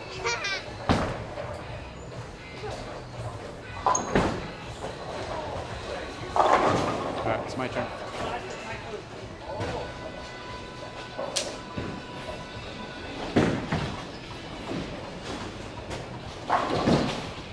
Dave stepping up on lane 3. This is his third frame working off of a spare strike. Kiwan picks up his 10 pin. And he goes strike, strike, spare. Ooh.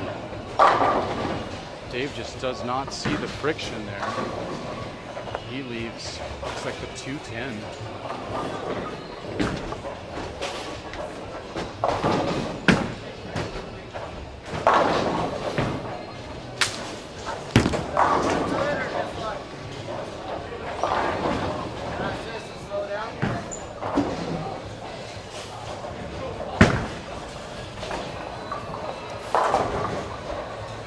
That was not the way that they draw him up. Went big Brooklyn on that shot. Somehow Light's mixer takes him down though. Guess we'll take it. Dave stepping up, trying to shoot at that 210, misses left.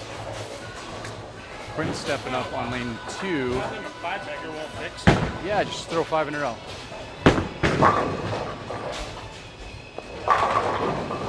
Braden, glad to see you jumping in here. Yeah, looking for a 5-peat. It's going to be a challenge this week. Throws that pitch black on lane 2 and he gets a strike.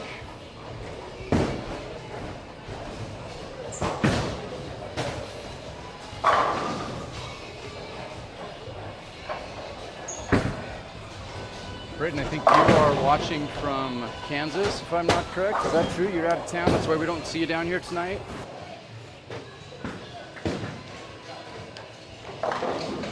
And yeah, it would be a 5-peat if Quinton wins 5 in a row. He wins tonight. Right now, he is in the cut. shall run down the scores for you after I throw this next shot.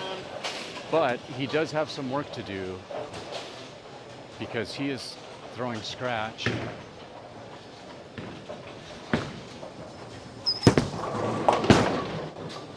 And there's quite a few high scores on the board from handicap bowlers that have jumped above him.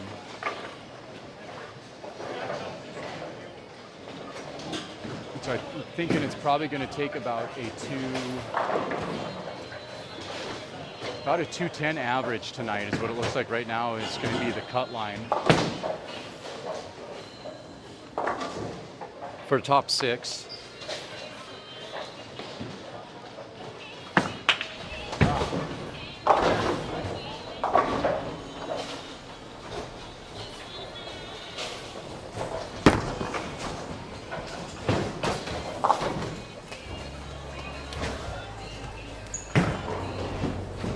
So let's see, let me go look at the scores again real quick.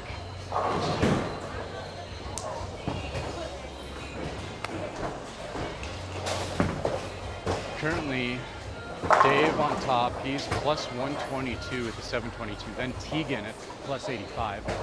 Dave's got a nice run. Then Steve, Willie, Quinton in 5th, Eric in 6th. Cuts currently plus 35. So yeah, about a 210 average.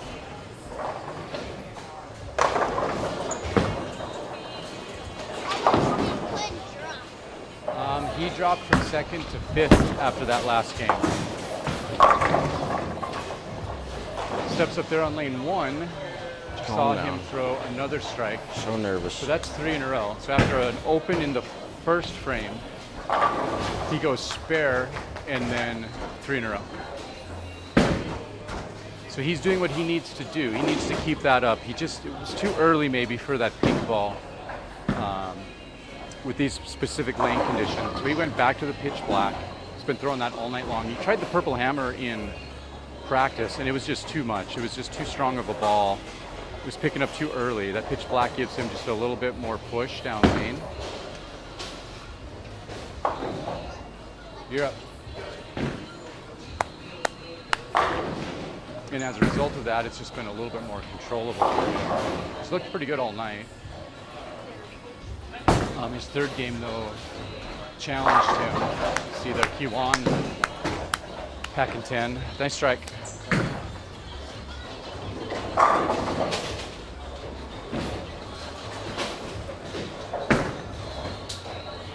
See a couple guys jumping into some skiddier balls, some reactive,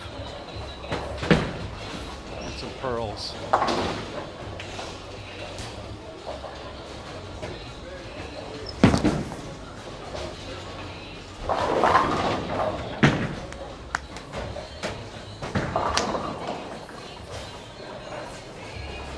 Opening up a little bit, definitely, I would say. As long as you can bump left a little bit, get it out just a little bit right, but not too far. Too far right is still out of bounds, like that shot there from Dave you just saw. I take that back. I thought that was out of bounds. I literally down the lane far enough. I literally just said, oh, nope, that ball's out of bounds. Yes, but man, that picked up, which is that the Widow? Yeah, it's a Widow Mania. Widow Mania. It's like Q's attention star. Okay, so it's like a pearl. Yeah, it looks pretty shiny. Yeah, that ball's money. Yeah, it looks good. Man, when it hits friction, it takes off. Yeah. So you saw Quinton there with that pitch black, hits pocket. That's 4 in a row. Double animal style. Nice ball. Thank you. So, when it matters most, back against the wall, needing to, at least throw a 2. There you go. To stay in cut. He's stepping up, and right now he is on pace to do that. Let's see what Kiwan can do. He decides he doesn't like what he feels there, and he steps off. He's having a decent game. I think he's all closed. I think he went strike, double, and then spare, strike in the 5th. Let's see if he can follow up with a double in the 6th. He hits pocket. He likes it. It strikes. Great shot. Great shot. Dave, they're on lane 4. Ooh, almost gets the 7 out late with a messenger, but that misses its delivery.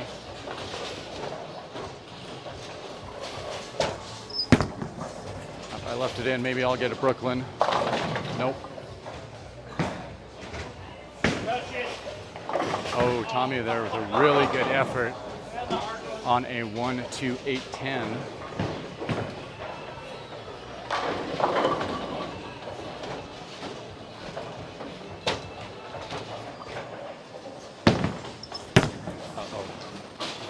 Hang on. It does.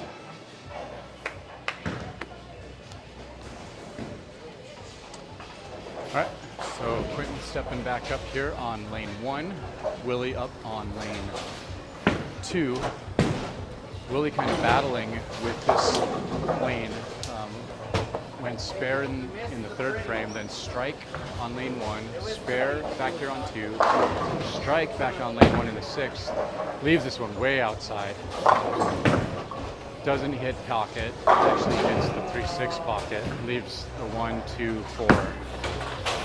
Not where you want to throw that out of his hand. Quinton does like it, he throws a good ball, it packs 10, touches them all. So now he's thrown a nickel after going open spare in his first 2 frames. So again, back against the wall in the cut at the beginning of this game, but in 5th place and needing to throw a 200 game to stay I think I was, just based off of like what in that game I got scores too worried have been. about the end result And, rather than what I was doing. Some And I high just, like, games on the board right now. Like now that we've talked about it, it's lane like 5 that's has a every time I get in my 227 head. on the board. Every after time I'm in frame my head, it's 9. not about He's currently okay, what is my 6th, ball doing and man, how can I fix cut. it? It's So he is okay, I think I'm definitely gonna make some lose. jumps. Like that's Probably that's every single time. least It's like up to I 3rd gotta place stop doing with that. that game, just depending on what some of the guys higher than him do. And that means Quinton is going to be fighting, Right. Yeah. depending on how he finishes this game, I but he's going to be fighting worry for about that way maybe too that early. last spot. I can worry about it after But I've it thrown my depends on last what ball. Willie and But Steve do. Willie's not crushing it right now by any means. So I would assume Quinton would jump Willie.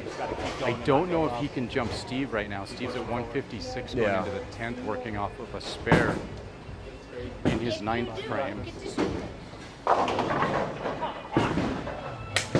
man, like I wish I could throw that idle curl so bad right now. 'Cause we're when I coming hit down that to it now. 7 board.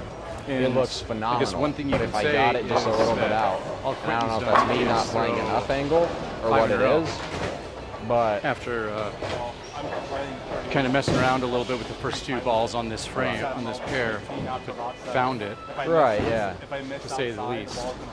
that's probably where I threw mine.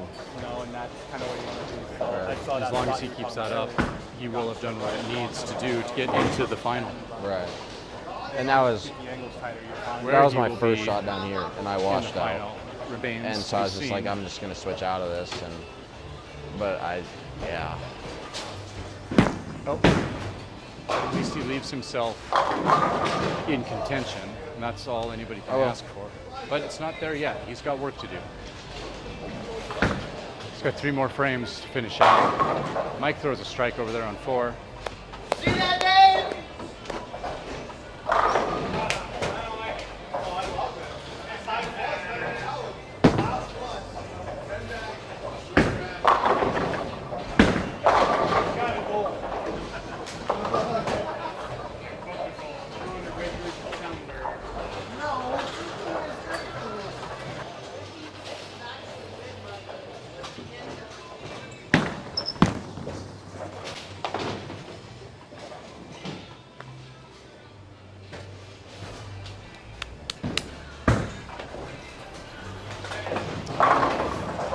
So here we go.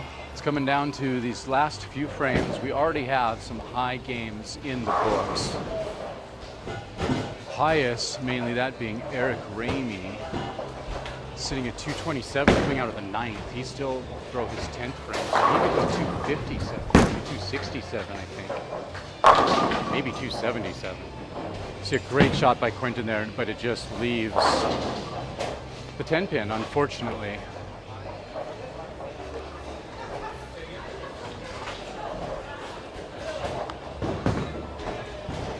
Yeah, hey, Greggy 10 pin, thanks for signing on and watching the bowling tonight. We do love high scores.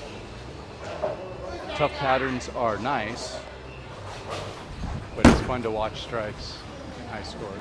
Quinton gets his 10 pin, he needed that one. So he's sitting at 177 coming out of his 8th frame. Again, he's hoping to go 5 in a row if he were to win tonight. That would be the first time in sweeper history if he can do that. But he's got work to do if that's going to happen.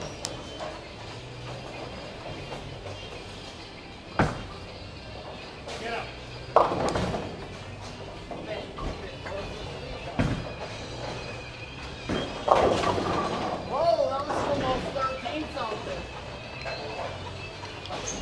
That's why I missed the half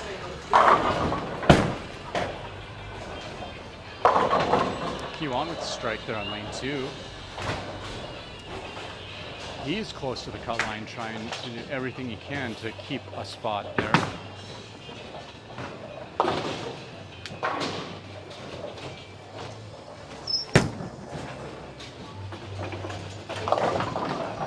Oh, light mixer takes the 7 out late.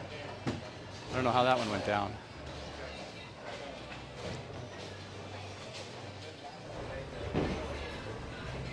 So Willie's stepping up.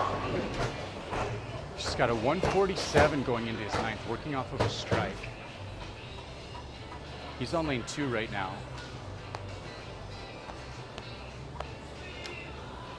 See Quinton getting ready to take his shot. Oh, Willie goes through the nose. That could have been a lot worse. Leaves a 3-6. Quinton still with the pitch black. Game 4. Hits pocket. That's 10 back. He touches them all. So he's back on the strike train after a spare in the 9th. He's sitting at 197 coming out of his 9th frame. So that's a 247? 247 max? But did you? Because he had a 9 spare in the 8th.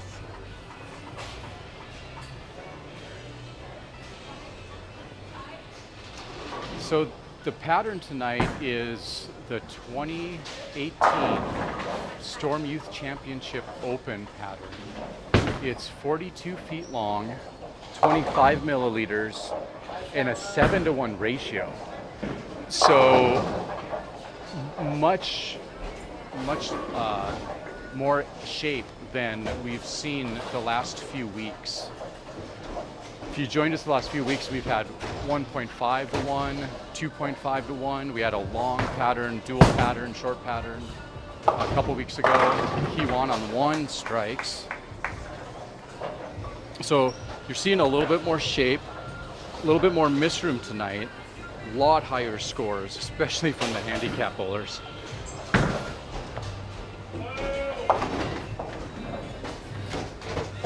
Eric finishing out his 10th frame there, you can see that. We are in the 9th over here on 1 and 2, which you're watching as your featured frame. Oh, left that one inside. Oh, but somehow it hangs on and takes out this 10 pin late for a Brooklyn strike. We'll take it though. All right, so Quinton stepping up here in the 10th. Really wants to strike out.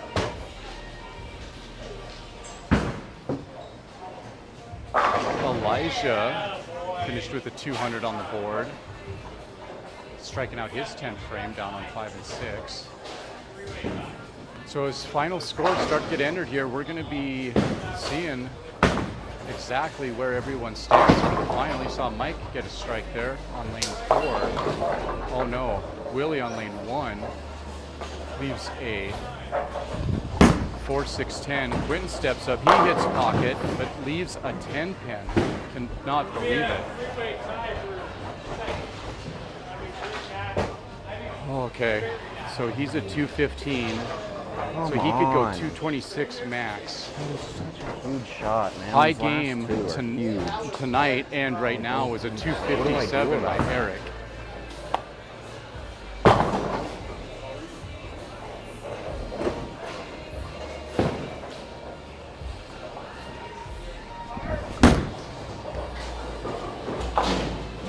All right, he cleans that up. Difference between a 260. So he's going to get his fill frame. Hopefully he can get 10 here. See Tommy throwing backup ball on lane 3. He picks his spare up. So Quinton on his fill frame now.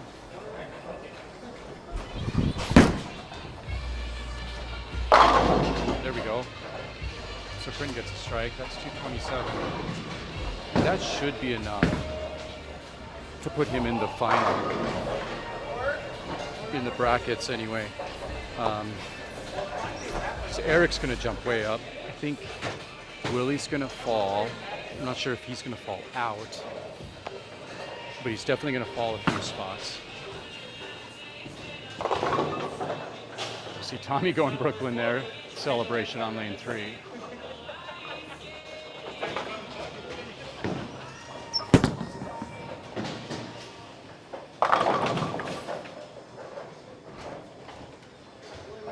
I leave the 4-pin there. Just left it a little too far inside.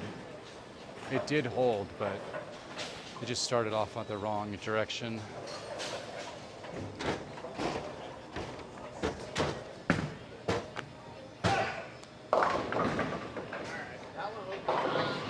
See what Kiwan can do here in his 10th. He's working off of a double. Closing this out with a 5 would be huge for him. But he goes Brooklyn, strikes, so that's a turkey. Take it any way you can get it. He's fighting for a spot in the final.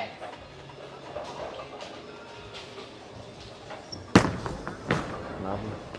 Rolling. Hi. Mom. All right, so that's where my night will end. A couple of decent games.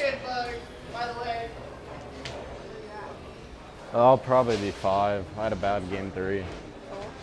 With handicap, that kind of put me up there a ways, but This is one of the easier ones, so my bad game was real bad. I did throw 180 in there. I shot 183, 182. All right. So just had to do some work after that. Went 230, 250. Yeah. Well, those are good games. So I think I'll stick at 5. I think. Actually, Kiwan might bump me. What was he at? 13? Yeah, I think he's going to bump me. so just last couple of games here. Or 72. Well, he's shooting Kiwan sitting 222. at What was your bad game? 221. Oh, he throws it out. Comes back. Oh, he gets it. There you go. That's a 222. So now we got to Kiwan 100. recalculate. That's the final shot. So Yeah. just got to wait and see. Yeah. All right, cool. Well, I'll see you at the end. Where everybody stands. I'll give you the rundown here in just a second. Yes. Yes, I you think do. Quinton sounds like he's firmly in.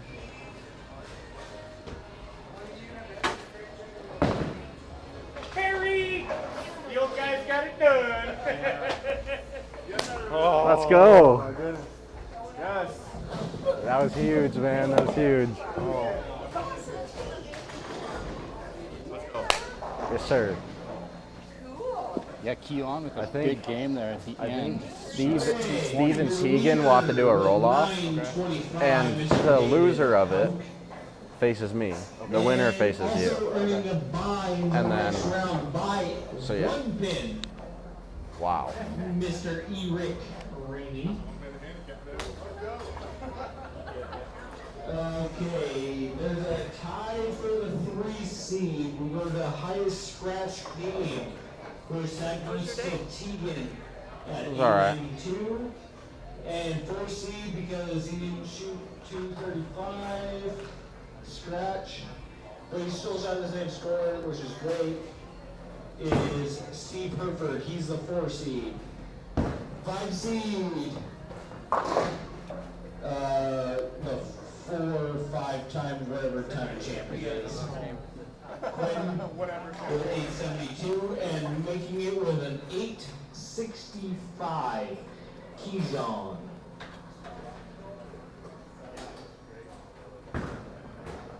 There we go. Okay, Both made it. Tegan We said we would. 5 and 6. On 3 and 4 is Steve and Quinton. 3 and 4. I'll turn on 8 for Dave and Eric. We'll get turned on 2 shots on each. Winner moves on. 1 game match.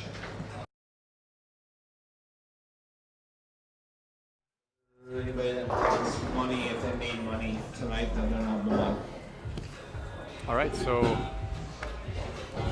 here we go. Championship bracket time. Top 6.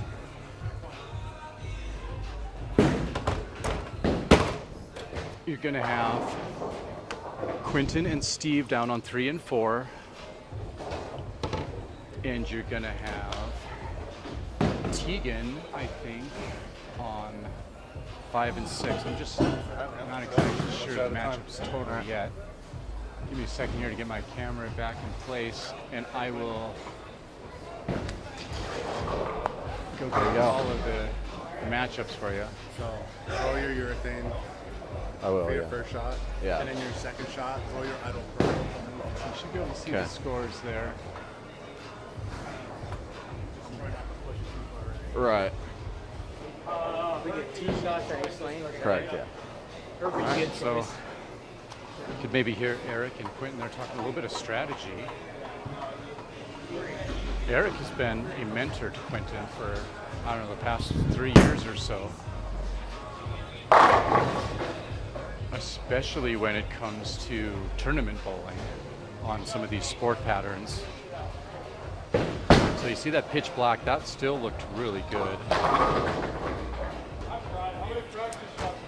So thanks to everybody that's joining us tonight. Again, Tuesday night sweeper league. This is a sport pattern league. Switch each shot. Little's Lanes, Great Falls, Montana. We're doing 1 ball roll out. This particular league is handicapped. But you've got a handful of bowlers, Quinton, Eric, Will, or not Will, Ramey, a couple other guys that, some of them aren't here tonight, but that are scratch bowlers. And so tonight's pattern is playing especially generous to the handicap bowlers. And so leading the top 6 cut Dave at plus 125. He shot 925 over 4 games. That's with his handicap. Eric shot 893 plus 93. Then you have Steve and Keegan. And then Quinton in 5th and Kiwan in 6th. Willie just missed cut in 7th place. He was about 30 pins out. I ended up being about 45 pins out. But that's with handicap added. I had no business being anywhere near there if it was scratch bowling. So you can see Quinton threw a couple of balls with his pitch black. And he's throwing a couple of balls with his pearl optimum idle. You almost caught me. Me? Yeah, you almost caught Oh, me. yeah. Yeah, I guess so. Had a couple of decent games earlier. Yeah, those 2 spares I missed throughout the. So they hurt bad. But Yeah. then the splits at the end kind of. It's Right. there. If I need it. I struck with my pitch black on both. I'm going to stay there for now.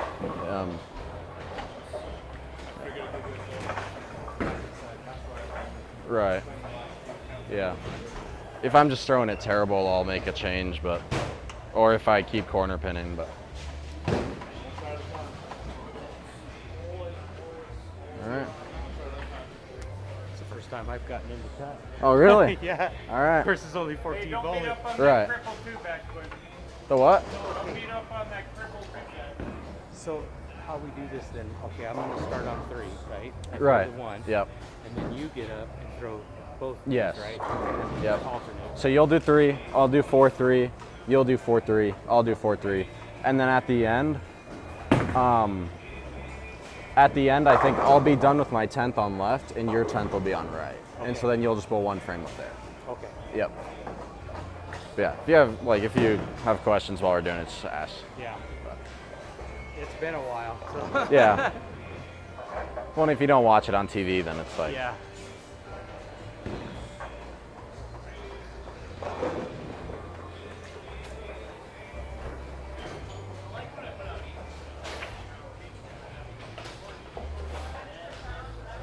Tommy. Tommy.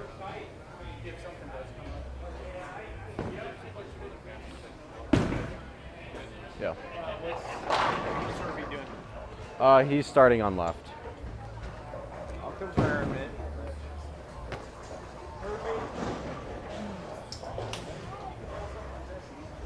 You got this. Yeah.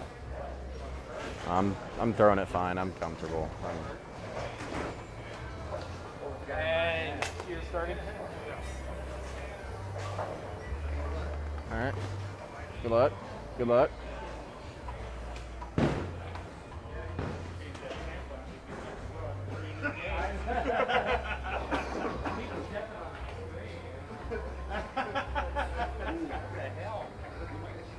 Honey, is Hazel still inside?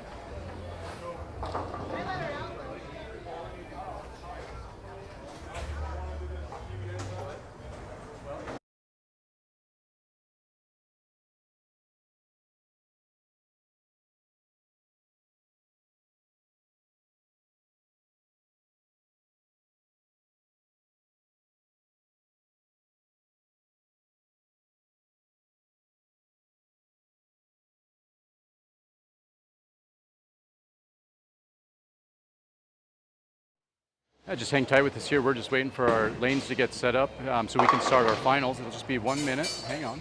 We're still here with you.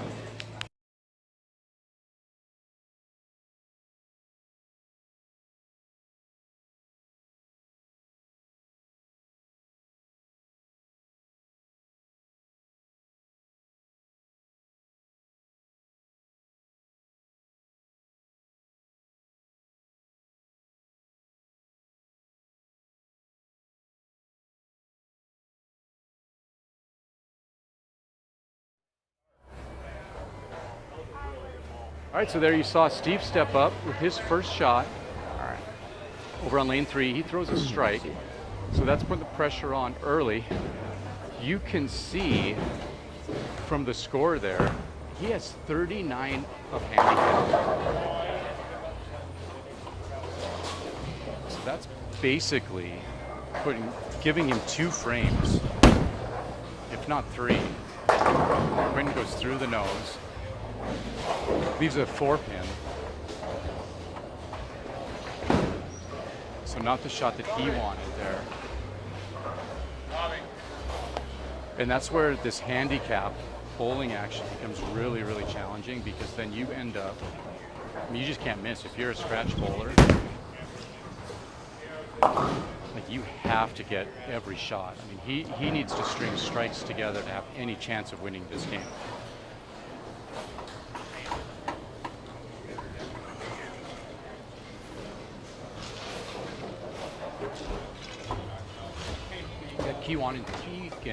Kiwan and Tegan over on lanes 5 and 6. They're going to be on the right-hand side of your screen. Quinton throws his second frame, touches them all, pitch black, straight through the pocket. That was a beautiful shot. I didn't realize how much. I think pins he he's has in on a it. good spot there to just continue to do what he needs to do. Right.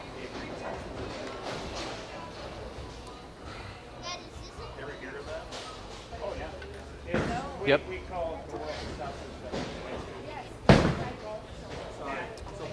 Steve steps up. he throws a strike. So he opens with a double.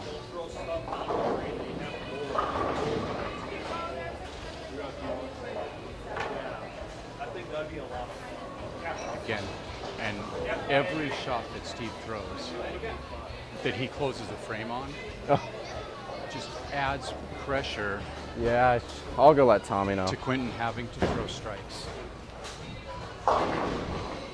Oh, wait, never mind. Is he supposed to have 0 handicap? And that's the nature of handicap bowling. Like if this was a Sorry. scratch tournament, Tommy, it shows Q1 as way 0 different handicap. nature of things. I don't know. Steve leaves that one out. It does not come back. Leaves a 2-pin.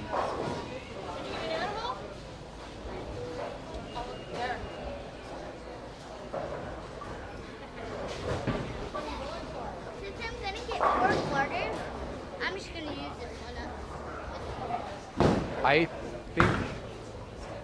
think that's more than a quarter. Isn't that one take $1? Yeah, so you can put your dollar in. That one uses $1. Or if you had. I bet you. Quinton stepping up here on lane 4 for his second shot.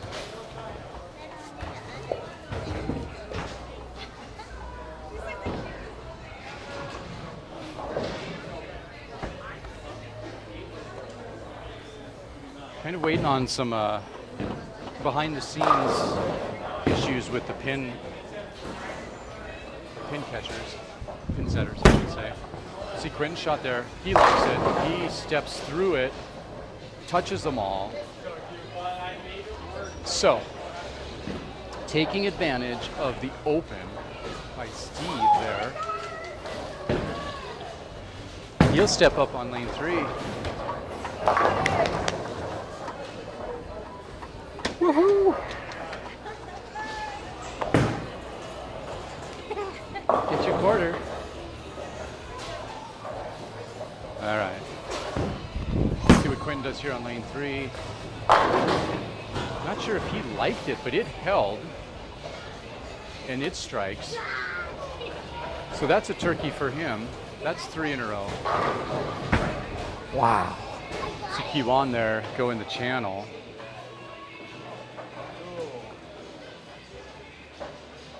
Nice job. Yeah. Is that the first one you've ever gotten by yourself?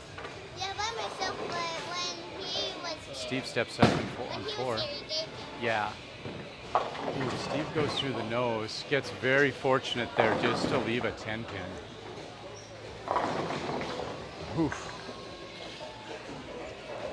So, Quinton chipping away at this handicap that Steve has. That open in the third really helped.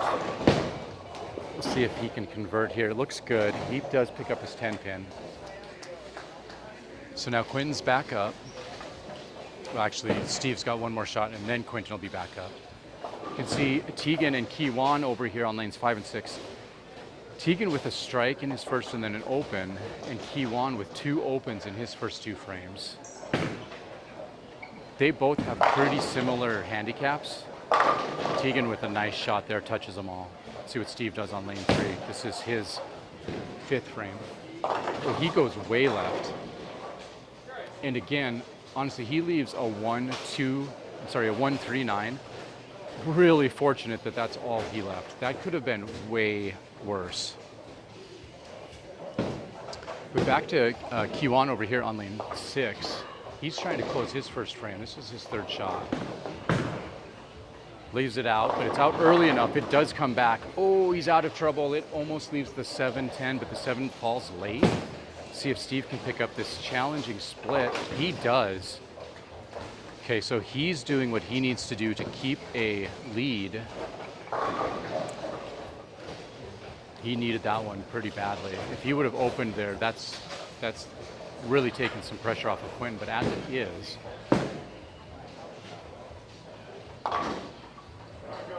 he's got about a 40-pin lead right now, which is his handicap, but he's 1 frame ahead of Quinton right now. So Quinton's throwing his pocket. Oh, wraps 10.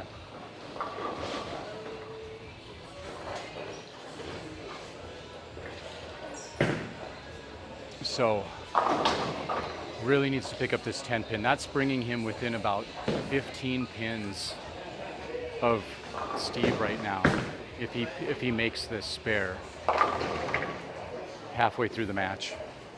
Let's see what he can do. He does. Okay. So halfway through the match, he's made up a big chunk of that handicap, but he does need to keep striking.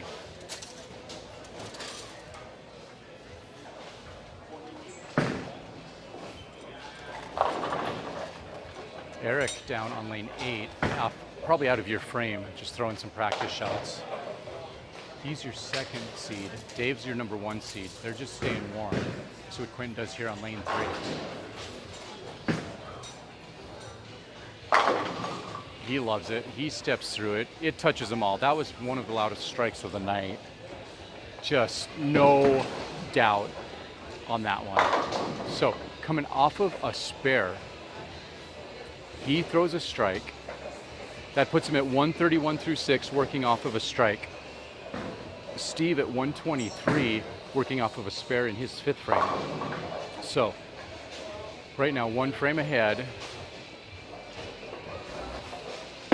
So it all depends on what he does here. That looks pretty good. Goes through the no, kind of a high flush. Really late messenger, just doesn't have the inertia to come through and take out the 7 pin though. See Tegan there going left of the head pin on lane 5. So this is a battle over on lane 5 and 6. Right now Tegan, just because he's got a couple strikes on the board with control there. See if Steve, he does pick up his 7 pin.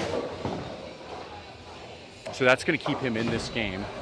Right now, he's got an 11 pin lead through 6, but Steve working off of a spare, Quinton working off of a strike. So things could be all even depending on what these guys do here on these next 2 balls. Steve's first up here on lane 3. Hits pocket. Ooh. I think that ball either deflected a lot or it just came in at a weird angle. I couldn't really tell, but it shot the head pin out. And I think it deflected because it ended up like wrapping the 6 pin around the 10. He's going to pick his 10 pin up though. So that puts him at 161 through 7 frames.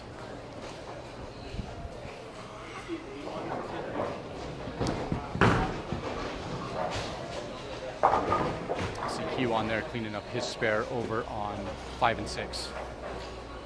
All right, let's see what Quinton does here. I think he needs to strike to keep the pressure off. Looks pretty good. Goes through the nose though. Oh, high flush. So it strikes. It actually was a better shot than I thought it was going to be. I thought he threw it inside, but it holds. I think the combination of his speed and the extra oil down the middle of the lane on this oil pattern has really benefited him on that shot. So he now has a double. 151 after his 7th. 10 behind Steve at 161 in his 7th, but again, he's working on a strike now. So if he could keep putting a couple strikes together, he will slowly overcome that handicap and take the lead. But he has to keep striking, and we're down to the 8th frame already. So what will happen here? Will he maintain striking? He likes it. It hits pocket, it strikes. Cool, calm, and collected right now is Quinton. So after 8 frames, he's 181, Steve at 161. But he's after 7 frames with My legs. 9 spare. That's it. Like it's not even forcing it or anything. It's just getting my legs moving quick, and that's like, I don't know. It's all in like when I slide, because I used to not throw it very hard, but I got coached and they told me to slide. And so it's like I'm pushing off with my right foot as I slide, and going through, having the momentum I already have, and then pushing. It's just like one big system of, and it gets going, and as I release it. So, right, and as I like I move my feet up if I need to gonna give slow you it down. back I'll out get a little bit on closer those, yeah. because then it's less distance to cover. My feet See what naturally go Quinton's talking slower. about. But like sometimes I'll accidentally get my feet going too Steve picks up fast, that and then 3-9. the ball That's just gonna keep him sails in because it has no time to pick up or anything. But for the first time in this game, he dropped below Quinton.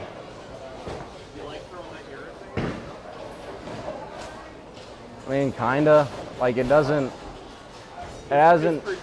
Right. That's why. Because like during practice, everything I had, because I brought a bunch of stuff that I use on sport shots, which tend to be higher volume. This is a little lower as it's higher ratio. And so Steve hits basically pocket everything I had strikes. was jumping at the end of the pattern. I even have my purple hammer, my other urethane, was hooking way too much. I was going through the nose. So I grabbed this one. I mean, has Kiwan probably strikes thousands over of lane games on 6 it. to keep him It's just in the like, game. it's not He's going to working go on a very double far. now.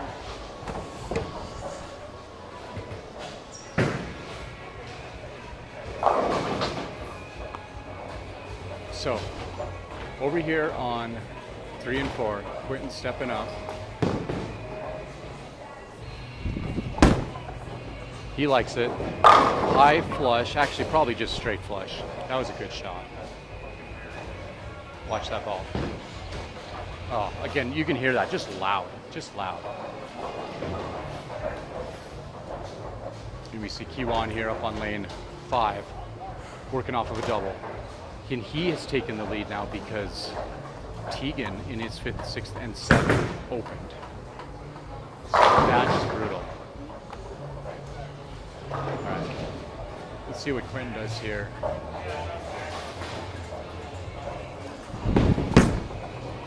I think he likes it. He walks through it. He does. So just packing 10 like he is a luggage carrier at the airlines, man. Taking control of this game. Now, late, obviously it's 10th frame for him, but I mean, he threw a nickel and then a 6-pack. So doing really, really good here. He's got 241 scratch. Well, maybe a 239 scratch. I guess he has 2 of handicap, if we're going to be fair. See what he does here in his second shot in the 10th. That one goes straight through the nose. Takes the 7-pin out, though. But I'm pretty sure this one is, yeah, this one is all closed out. So he could finish with a 259. Steve right now working off of a strike in the 9th over the 199. There you see Tegan closing a frame with a strike.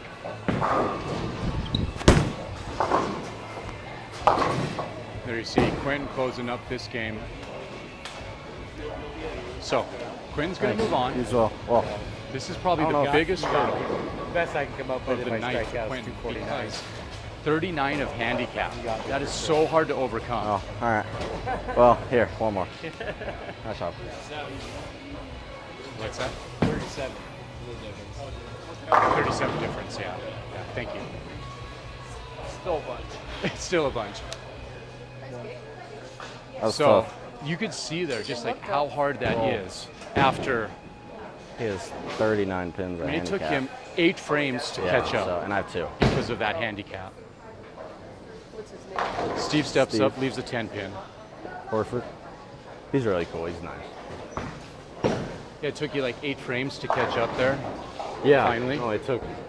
Well, that one 10-pin I left. know. If I carried that 10-pin, I would have gotten the lead in like the 5th frame. And once it fell, he started closing them and getting a few and.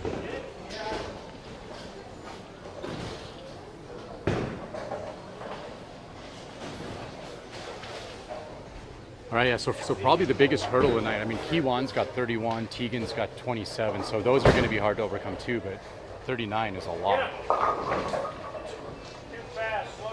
51, 181. I think with handicap, Kiwan Max is 1 higher. I think.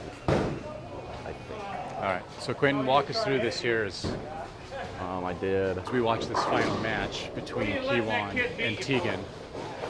Through the not a scores hit anymore. or.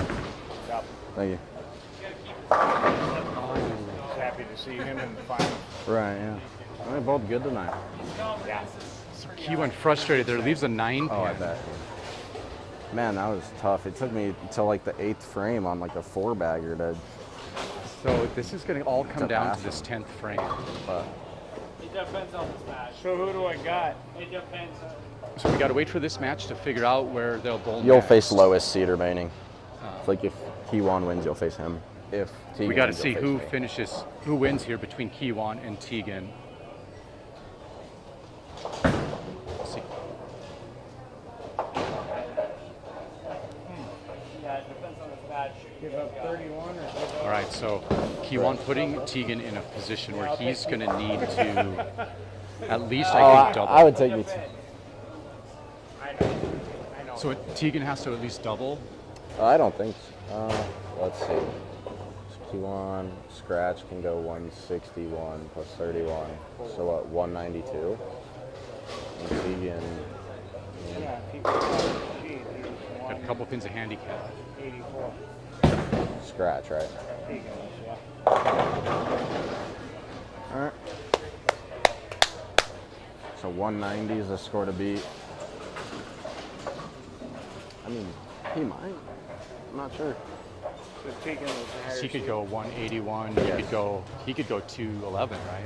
Well, he could go. Scratch. So his 8th can be 124, 9th 154, 1. Yeah, he could go 211. So he needs 1, I think. Or maybe just a mark here. Oh, no. 710 in the 10th. Oh, that is heartbreaking for Tegan. Man, that hurts. Ooh. No way. Composure, though, man. No shot. What a heartbreaking break there. Man, that's tough. That is so hard. Man. All right, so that He ends. threw it good. Yeah, that was a good shot, too. Oh.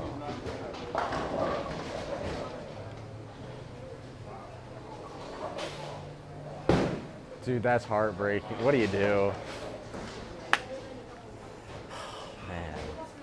Dude, that was heartbreaking, yeah. I mean, best shot you could have thrown. Like I wish I could tell you something, but I just can't. Like, Tegan on 6th place and Herford on 5th place. Moving on. Quinton, right? Okay. Quinton is bowling Mr. Dave Hauk on 3 and 4. You have 2 shots on each. Dave, you get choice of starting lane. Moving on to 1 and 2 is Mr. E. Wick. Maybe. Versus 1 and 2, huh? let's go. So you can kind of hear the matchups there in the background. Winners advance to the championship. This is your semifinal round. Don't tie. I'll get them turned on. Oh, that's funny. You can have Dave and Quinton, I believe. We're down setting on records 3 and here, 4. facing each other, what, 3 times in 1 year? I know, it's weird. It's been like And I 2 think times you're in gonna 4 have years. And Eric right. and Quinton down on lanes 1 and 2.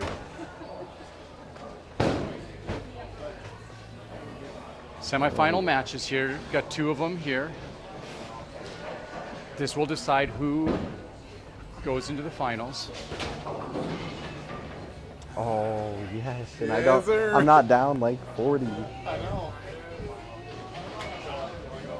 So Quinton Yeah. and Eric have faced each I other mean, we have several what? We have like times 2 the and last 1. few weeks. Yeah, just go.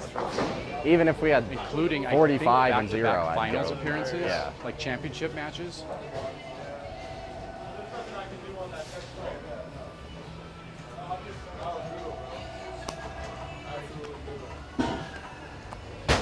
So, down on 5 and 6, All right. Let's do it. Dave and Quinton. No, on 3 and Quinton. 4 is Dave and Quinton. Both of those bowlers have handicap. Quinton and That's Eric fine. down here on It 1 and is 2. Pretty much no handicap for either of them. So, pretty much a scratch battle at this point. Kind of like match play on this one because it really it gets close. Like it reminds me of the final we had. Like it's like neck and neck, frame after frame. Right, exactly. Adds the pressure.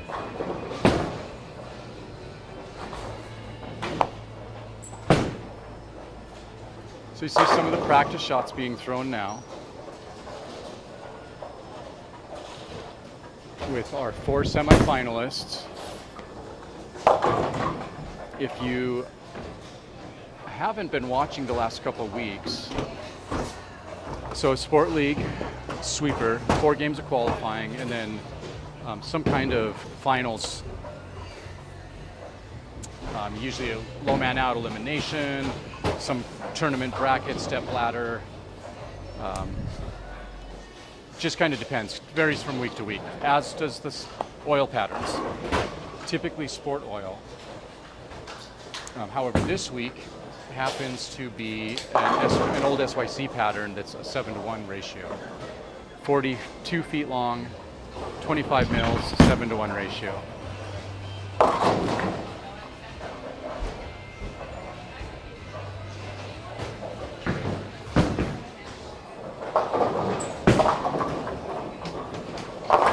See Eric throwing, this is just practice again, but Eric's throwing a solid reactive here with the Optimum Idol. Quinton has thrown a couple shots with his pitch black, which he's been in all night. He has taken a look at this Pearl Optimum Idol, which he's going to throw right here in this practice shot. He likes that feel now. He tried that ball down here on 1 and 2. Man, I love this ball. 2 games ago. And it just wasn't, it hadn't opened up yet enough for him. So he went back to the pitch black. Carried a big game for him to stay in the cut. And then a big game using it in the quarterfinal against Steve, which you guys just watched. You what? Oh, yeah. Do they have the same core? You need me to push the space bar? They do. Then I'd probably like that too. And more like continuous, like Right. art. Yeah. But when it goes, it goes. Right. That's nice. That's the difference between. Right. Okay. All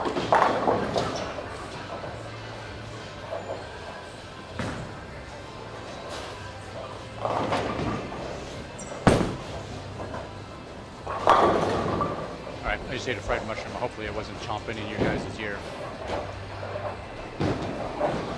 See what Quinton does here for his practice shot here. Another practice shot on lane 2 this time with his Optimum. He goes to Brooklyn. Carries all 10 pins though. Just missed that shot. I think he's probably going to stay with that ball here. All right. To see the competitors. Let's do it. Fresh air. All right. Sounds good. Oh well. You as well. We can't go outside And right if there's anything I've learned, have fun. You Stay have out your of my bowling head. shoes on, and we're right in the middle of the game. They just started. Right. Yeah. Exactly. No, you can't. You got to take them off. That's fine.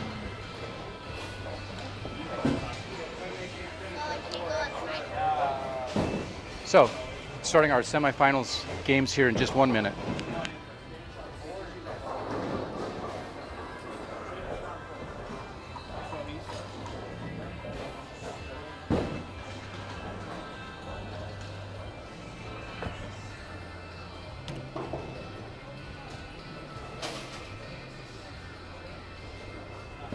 All right, yeah, we were just waiting here for last couple practice shots of the semifinal round, and also just for all the pins to get set.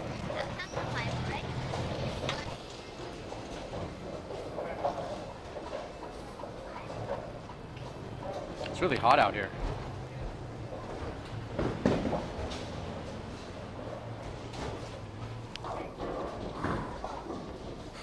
We're getting iced.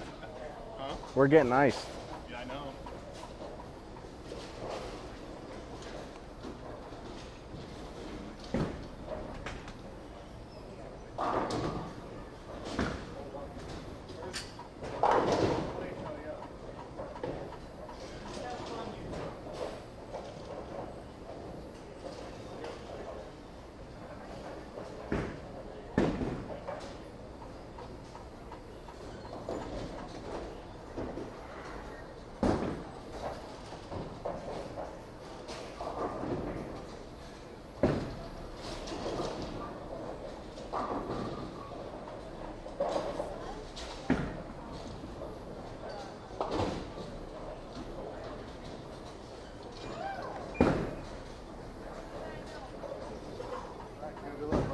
You as well.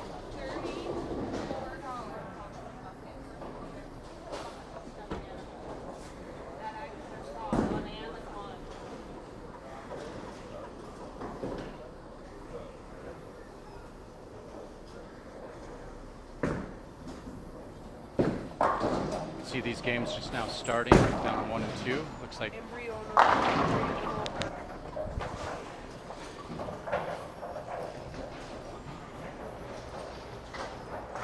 see Eric there struck in his first frame. He is switched out of the optimum idle and he decides to go with the optimum idle pearl. Quinton going with the optimum idle pearl. Or is he sticking with his? Yeah. So they're both throwing the pink ball. Quinton likes it. He should. That's 10. It touches them all. So they both matching each other right now. Strike for strike. Man, I feel like every time we see each other, it's just going to be this ball over and over. We can make a telecast, and it's like, I'm going to call my dad, be like, hey, I need you to fly here with my They idle both pearl have from just a 5 love years fest ago. with this ball right now. I'm going to miss throwing this thing in college, man. And I probably would too if I had the strike rate that these guys do. Quinton steps up on lane 1. This is his second shot. Hits pocket, backs 10, touches them all. That's a double smash. Idle pearl. So, yeah, so Quinton said he's going to miss that ball because when he goes to Lawrence Tech for college, he's throwing Brunswick. So Brunswick, hammer. I think that might be the favorite ball I've ever owned. I think. It just matches with my hand and how I play the lanes so well. You just got to etch the logo out of it. Right, throw a Brunswick logo on there. Eric, optimum idle pearl. Lane 2, he goes strike. They go back-to-back double smash burgers. Oh, it's great. There's nothing to complain about. This game is just ridiculous right now. See Kiwan and Dave both opening in their first rounds.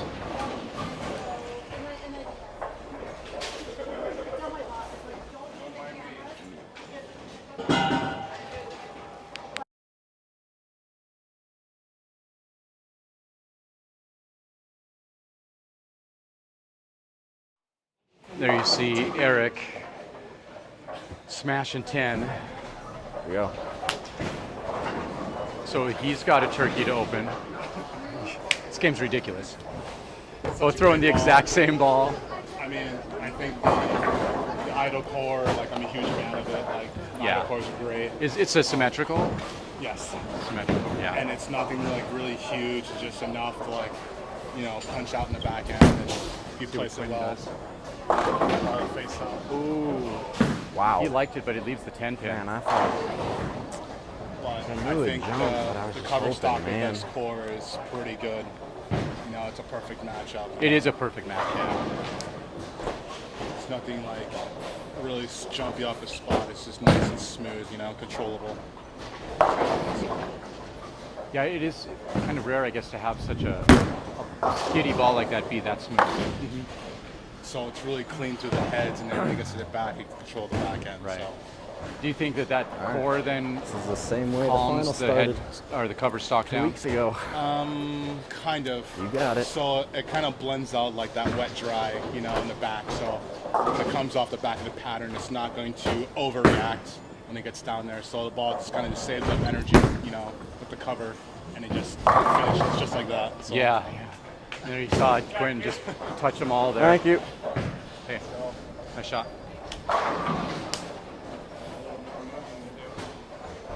That's a good adjustment. All right, yeah, This is so a- see Kiwan there This is identical to the start of our finals match. last week. 2 or weeks 2 weeks ago. ago. I went double 9 spare strike. Well, hopefully he doesn't go 7-bagger. Right.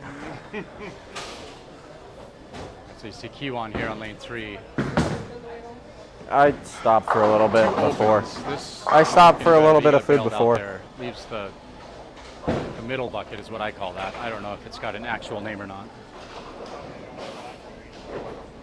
See what Eric does here. His fourth shot. Perfect flush, pocket, strikes. That's 4 in a row. Double animal style for Eric.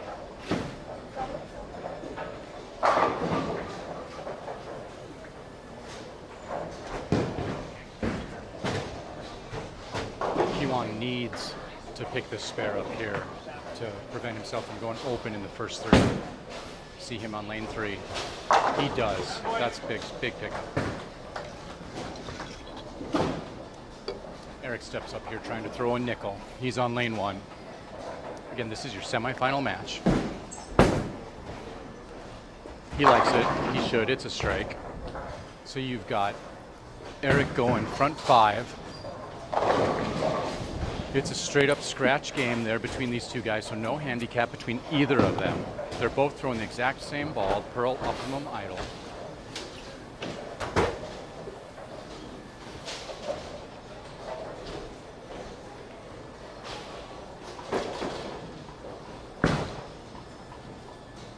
Quinn steps up on lane 2, needing a strike here to stay in this game. Not sure, through the head. Gets a messenger to come through and take out the 10, and then somehow a late pin. I didn't even see what happened, but the messenger came through and took out the 6 pin as well. That was dirty, whatever it was. We're just going to say that was the pink ball. Blame the ball. That is a great Blame the ball. Blame the ball. Wow. I'm just going to kind of move the camera angle just a little bit here because that last shot got stuck behind Quinton. Steps up on lane 1. That ball comes through, almost leaves a 7-10, but the 7 comes out late. So Quinton just not able to quite find the line that he had on his first few shots and the one that Eric is nailing. So right now Quinton falls behind. See what he can do. He's got to clean this up. He does. So, halfway through this game, Eric in firm command. I think it's still identical. I think I did that same thing. Or maybe I went 3 in a row there and then... Maybe, yeah. It was something. So Eric working off of a nickel here, going into his 6th frame, looking for a 6-bagger. But in total command of this game because of just the 2 spares that Quinton has. Otherwise, Man, last time I faced totally him, a he went close front game 7, between both of these. and now he's front 5. So Quinton needing some help from Eric here. He likes it. He strikes. That's front 6. So putting huge pressure on. Oh, I do. I do. I saw what I carried over there on 2.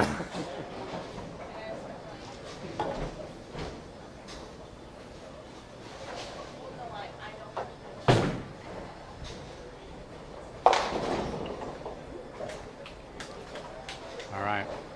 So even though it's only the 6th frame, it's getting late early because of Eric just strike city. That one gets out, it comes back, it strikes. Front 7. He said, take it easy on you, so I'm not. Eric with a little bit of smack talk now, just putting some pressure on. He is locked in and lined up. Feeling good after that last 7 in a row with the pink ball. Meanwhile, over on 3 and 4, still a close game between Quinton and Dave, but Quinton just goes double. See what Quinton can do. He needs to strike to stay in this game. He gets it out, it comes back, it strikes. Just flush pocket smash. All right, so you could see that. But after 7 frames, down by a good 32 pins at this point. So needs some help if he's going to work back into this game.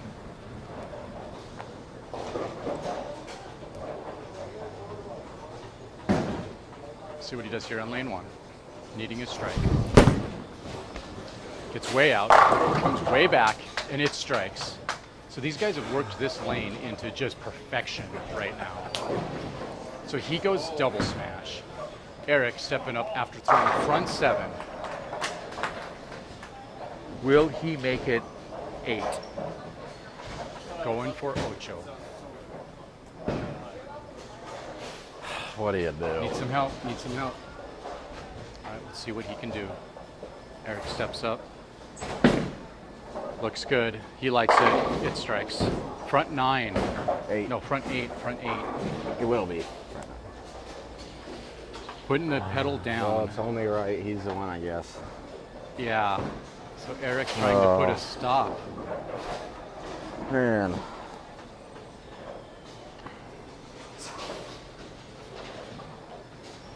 To Quinton's run here of sweeper titles. Again, if you're just joining us, Quinton has won the last 4 in a row. This would be his 5th.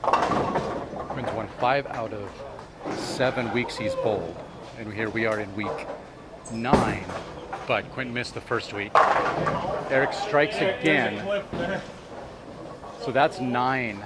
Front 9 for Eric. Man. Man. I'm And I not going think to argue. that is enough to close the game. Puts a dagger in it. Nice, nice ball. All right, close it out, man. Punch it. Oh man, yeah. You got room too. All right, Kiwan strikes. So that's 3 in a row. Quinton comes back. Oh, that hits hard. He strikes. So that's 3 in a row for Quinton. It pushed down lane for sure. So Kiwan working off of a triple over on lane 3 right now. Dave double. So that game is pretty close. This game over on 1 and 2 though is just brutal. I mean, you got Eric front 9. Quinton has a closed game. He's had 2 triples, but 2 spares, and that's the difference in this game. But it was enough. It was just 2 spares. That's enough. You see Kiwan there missing. Ends his strike run. Quinton likes it. It strikes. So that's his first in his 10th. But at the end of the night, would you Man. please put the cover on it and sit up on it? So as long as Quinton, or as long as Eric can keep it on the lane here in the 10th, he's gonna tell Quinton good night. He's gonna tell him to go home early and end his run of title streak here. Which, here we go, gets another strike. So first year of the sweeper, this was I think 4 or 5 years ago, Eric went 4 in a row. And Quinton was trying to beat that tonight with 5 in a row. But only fitting that Eric would be the one to end It is only the fitting. title run. Oh. So Quinton can max out at 258. Eric, of course, can max out at 300. Strong finish. Man, what a great game. Normally that's beating anybody that walks into the bowling alley. But I know. Yeah. Eric stepping up in his 10th frame, sitting at 240. If he keeps it on the lane here, it is going to be enough to end that streak. But Eric's got more on his mind. He wants a perfect game Just shoot here. 3. I went live and everything. Now. Man, Tommy, the tournament director, went live on Facebook Yeah, I didn't need to. just to get the 300 on film. Yeah, no. Because you hit record. I know, I hit record and he missed it. And then he misses. All right, so that game's over. Congratulations to Eric. He keeps, well, I should say he ends Quinton's streak at 4 in a row. Good run. Oh, there you see Dave in his 8th frame after 3 in a row. This is a really close game.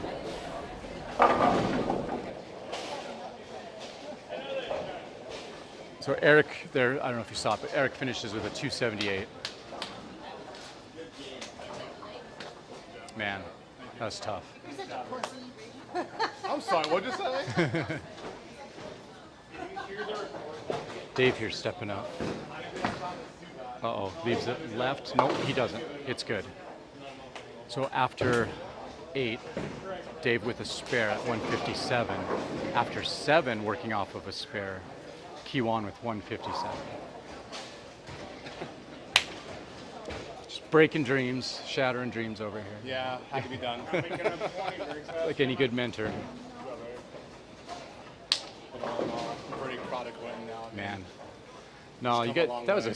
was a great game. I mean, And it's only a 20-pin match. I know, you yeah. You bowl 258 and you lose by 20 pins. I mean, what do you do? What do you do? No, it's heartbreaking for the guy, but man, it's the way it is. Oh, yeah. You know, it doesn't matter what level you're bowling at. When you're at that toe to toe, throwing strikes back and forth like that. You know, two closed games. Oh, yeah. That was pretty sweet. I wouldn't have it last time we faced each other. So. Yeah. And he definitely wanted it. Yeah, he took went and he got took it. advantage. Yeah, that last time. Yeah, so if you haven't watched some of the playbacks, you could go back and watch. 2 weeks ago, I think it was, Eric and Quinton in the championship title match, and Quinton basically had to go double, and then get count in the 10th, and he closed out all 3, struck all 3 frames to win the championship. Yeah. That was a great match. That was a great match. So Yeah. proud of him stepping up and just, keeping Such his cool. pressure, yeah. And so then this game then against Eric in the semifinal, still just a wonderful match. They both closed out every frame. But 258, 278, Quinton falls. Just falls short of going 5 in a row. Still a credible streak though. So, but we've got more bowling here tonight. Thanks for joining in and watching. We're gonna stick here for a little while longer. We gotta see what happens here between Quinton and Dave to see who's gonna face Eric in the title match. Quinton right now through 8 frames, 176, working off a spare. Dave through 8 frames, 157, working off of a spare.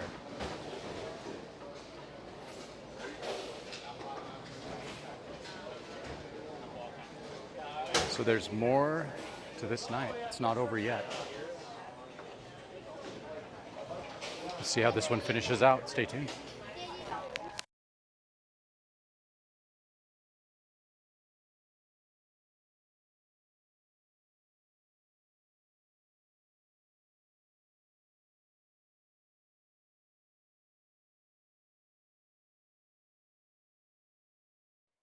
Are we gonna leave here?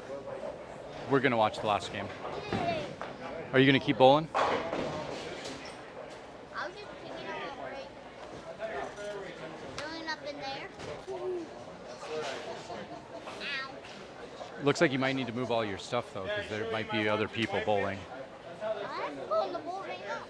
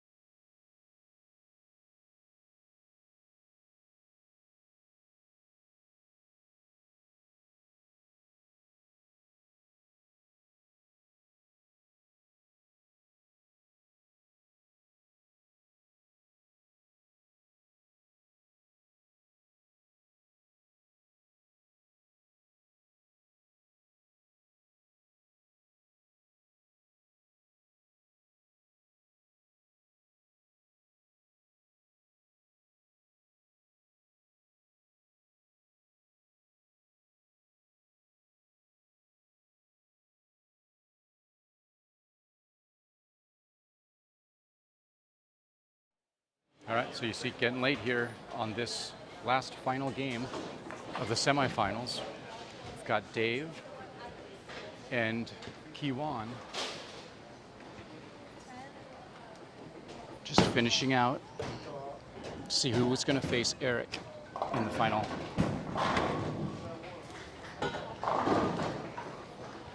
Just take your balls back to your bag.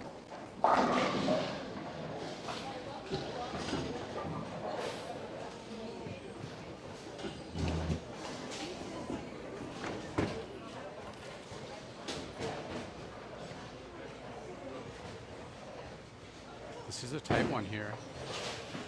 197 for Dave, striking his final, or the first shot of his final frame. Kiwan sitting at 193. Right in the middle, I've had 2 handicaps. And it's like, I just can't, and that's the thing I see with, like, all my tournaments. Oh, Dave likes it. He screams at his ball to get up, and it does. So he doubles that in the 10th, making 3 in a row. That puts him at 217. So he can max at 227, add 13 a handicap. Kiwan still, though, he's got 31 of handicap. Although I think that's added in already. Let me check. Is handicap already added to the scores? So, okay. So if Dave strikes, usually he could still win, but It's going he'd to have straight to out. punch out. Yeah, okay. Yeah, so handicap is already added to the scores. So the scores you see are, he likes it, he strikes. So that shot right there puts Kiwan in a position where he has to strike. Hey, great job, great job. Yep, so the pressure's on. Kiwan has to strike out. So you can't ask for any better finish than that.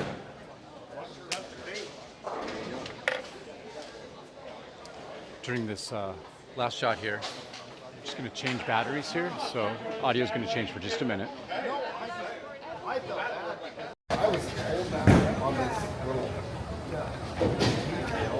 I was like, well, that's too long. Kiwan steps up to lane 4, first shot of the 10. Goes through the nose. So that's going to end this game. Dave is going to move on to face Eric. So your number 1 and number 2 qualifiers. Moving on to the championship match.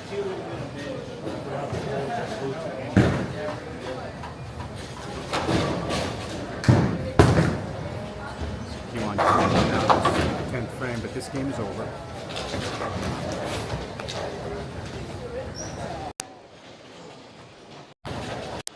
All right, so that's going to finish it. Great sportsmanship all the way around by all the competitors. He won.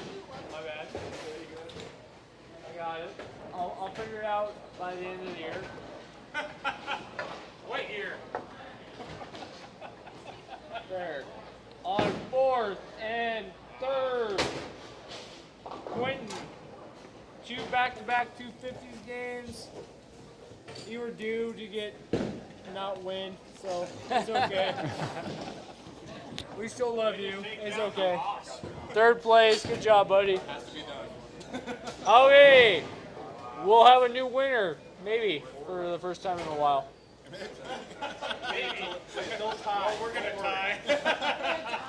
If you guys tie, you guys are splitting it. Hey, if we tie at 3-0, we're splitting it. You guys are splitting it.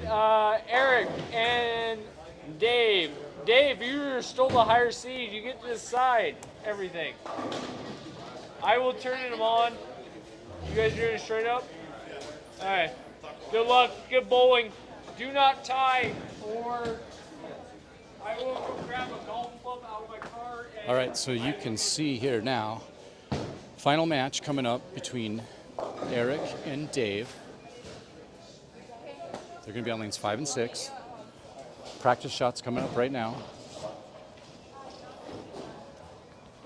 See you on Friday. And then after they're done practicing, head to head for the finals. See who takes the sweeper title tonight.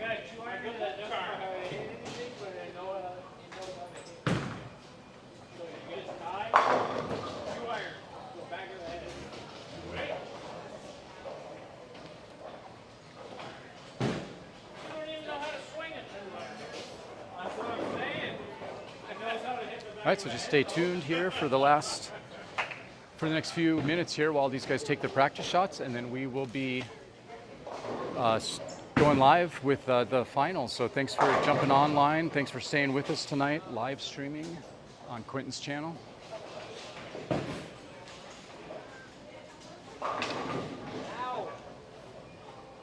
I'll move my camera angle here in just a little bit here. Give you a slightly different view, just get you up a little bit higher and zoom you in a little bit.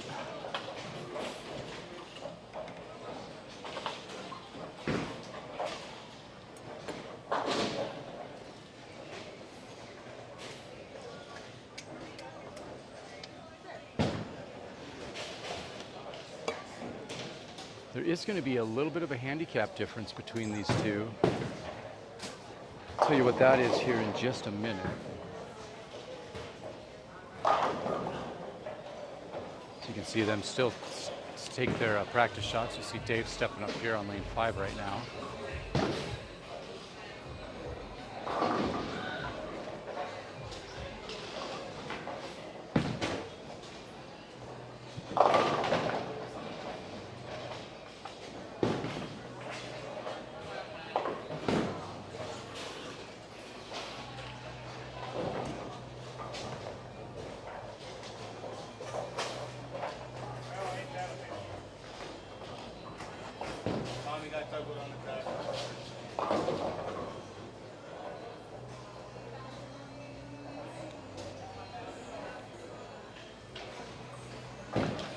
All right, just a couple more practice shots, and then we're going to be ready to go here. So thanks for tuning in. Can't talk here. It's getting late. Thanks for joining in, watching us tonight. If you haven't liked and subscribed, please do so. It helps the channel. Helps more people find out about the live streams when we do go live, but it also helps more of Quinton's videos get seen when they publish. So earlier today, I think we published just the finals from last week, and then I think it's later on this week, might even be tomorrow. We're publishing the match play from the Idaho Junior Masters from Nampa, Idaho that we were at a few weeks ago. The boys were down there bowling in that as a junior gold tune-up. Currently, the first two patterns of that tournament are posted on his channel. There's a long pattern and then a short pattern, and both of those videos are posted. But then the match play is going to be posted later this week. Again, I think it's tomorrow. But the match play was fascinating because it was the top 8 from the tournament, and they played on red square, which, if you don't know what red square is, 41 feet, 27 mils, I think, and 1-to-1 oil ratio. So absolutely flat oil. It's a brutal pattern, and exposes any inaccuracy or any miss that you have. Super, super challenging. All right, we are just waiting for the pins to get set up here. Or sorry, the lanes to get set up. Waiting on our computers. So just waiting on that for this final match.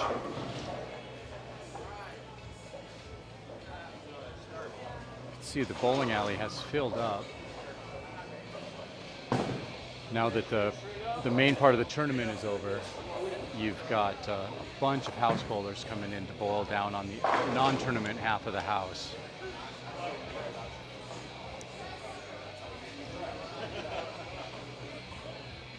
But we're just waiting for this championship game.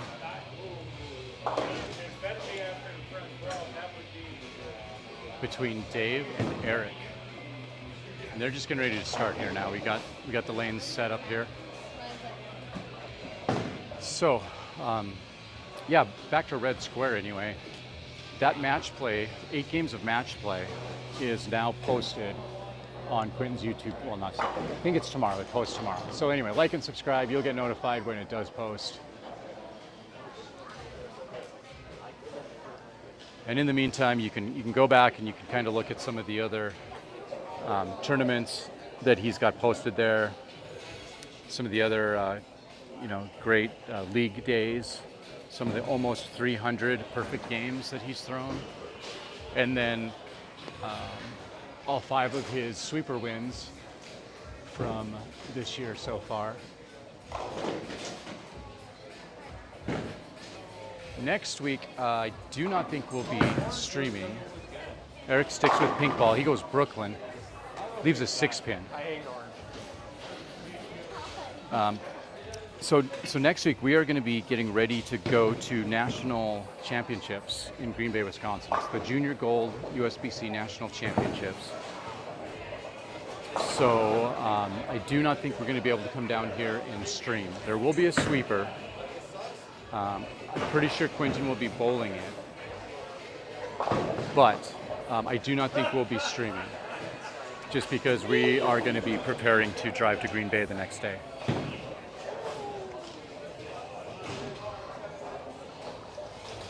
All right, so we saw Eric there, spare in his first frame.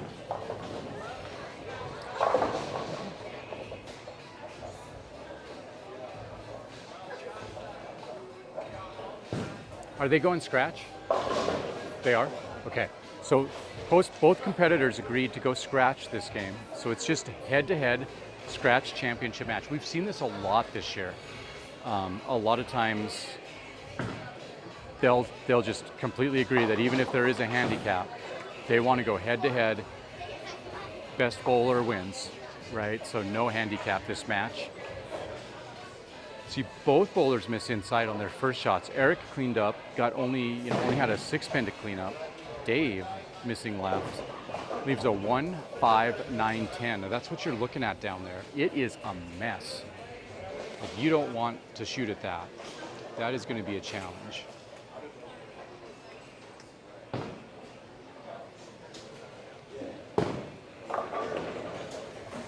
Here we go. Let's see if he can clean it up. He's going to hook into it. Really good attempt there. Takes out the 1 and the 5. Just doesn't get the deflection into the 9 or the 10. I didn't. Go look and see if they're there, or go look in your bag. Go with Quinton.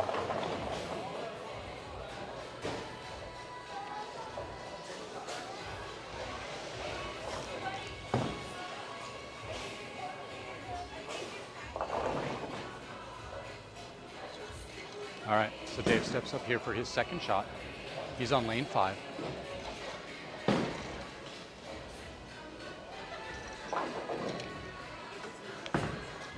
He lets it throw. He's sticking with that. I think it was the widow, I think is what he called it. Leaves a 4-pin. It wasn't over there. Oh, did the gals grab it? All right, put them in your bag so you don't lose it.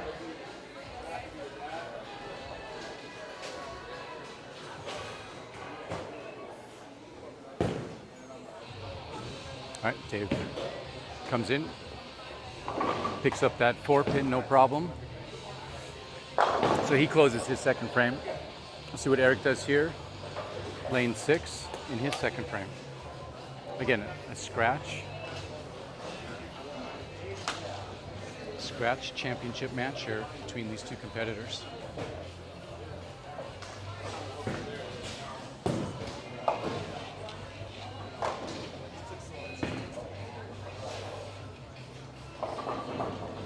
Eric steps up, he delivers. Sticking with that pearl. He likes it. Leaves the 10-pin though. it may have just been a touch heavy, or maybe just a little bit too much entry angle from looking at that replay. Wraps the 6 around the 10.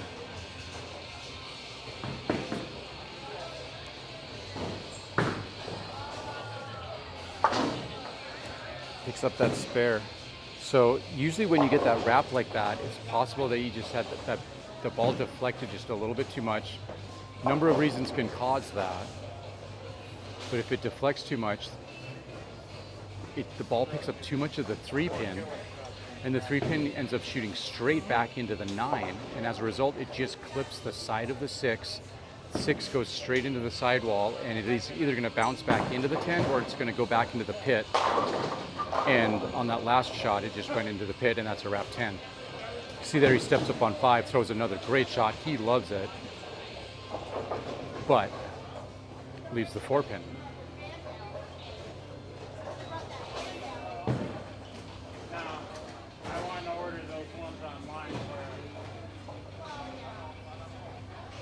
See if he can pick this up.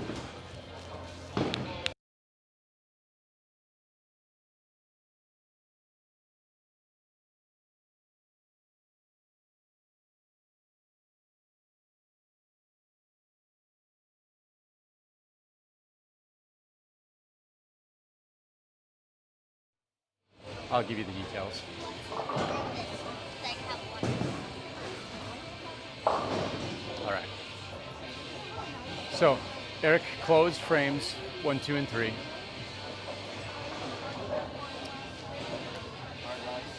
SYC Open. Hey, great job tonight. Oh yeah, thank you. Dave steps up on lane 6. Working off of a spare in his second frame. Oh, he doesn't like it. Almost, it flirts with the channel. She comes back, but just doesn't pick up the head pin. Fortunate that he didn't wash out. Leaves the 1-2. So that's definitely something he can pick up. So yeah, just go to the stand after work and then home. Right. I'm just not sure which one. At our house? Yeah. Yeah, just text me where it's at. All right, Dave picks it up.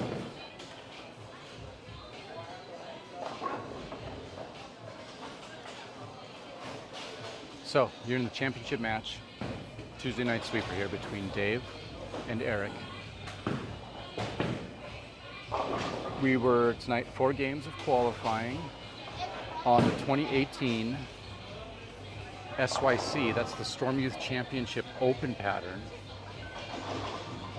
It's a 41-foot pattern, 25 mils, 7-to-1 ratio.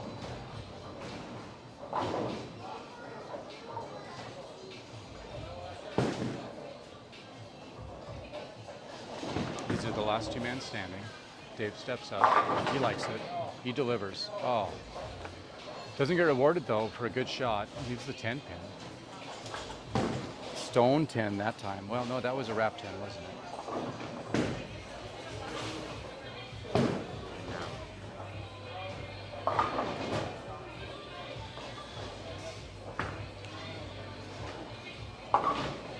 Picks up his spare though.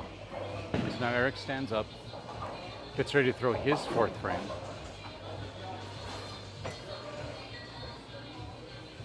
Again, this is a scratch game. Both competitors wanted to go scratch here.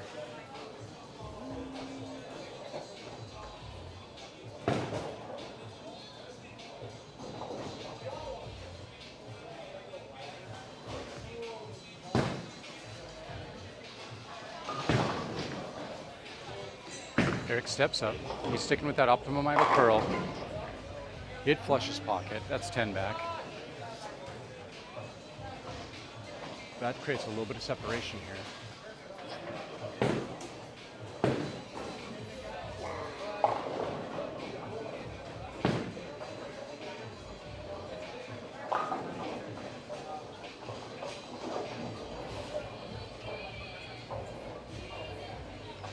Eric on his 5th frame, lane 5. Delivers, looks good. Goes through the nose though. Leaves the mini dominoes, 3-6-10.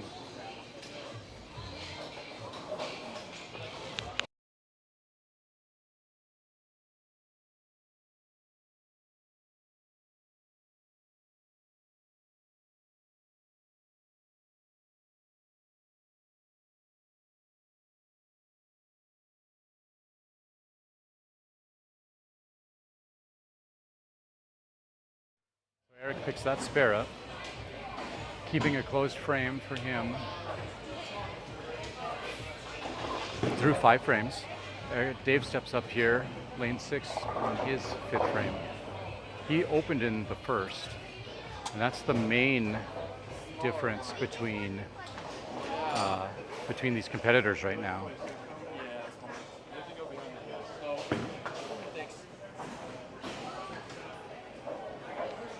But that strike there in the 4th by Eric is creating a little bit of separation. So we'll see if Dave can close that gap here. He needs to throw some strikes though.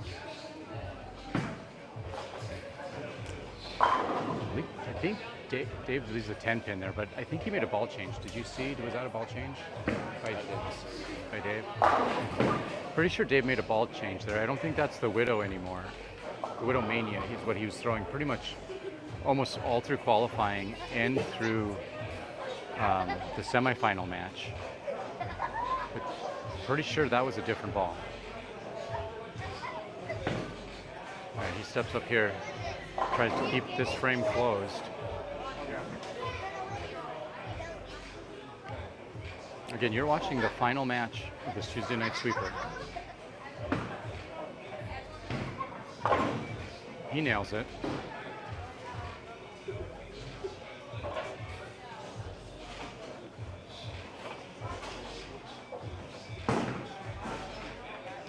Looks like he's going to go back to that Widow Mania, perhaps, on lane 5.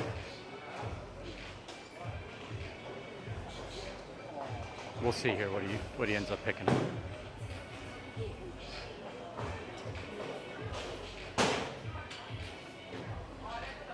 So about halfway through this championship match,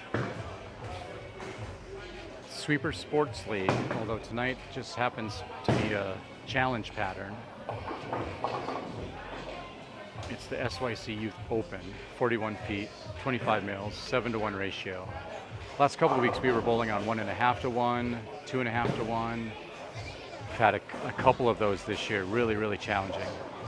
Dave likes it, puts some hip into that reaction, and he touches them all. That's 10 in the pit, so he picks up a strike, keeping the pressure on Eric. So that previous ball that Dave was throwing after he switched out of that Widow Mania was the Road Warrior. That's a pearl by Storm.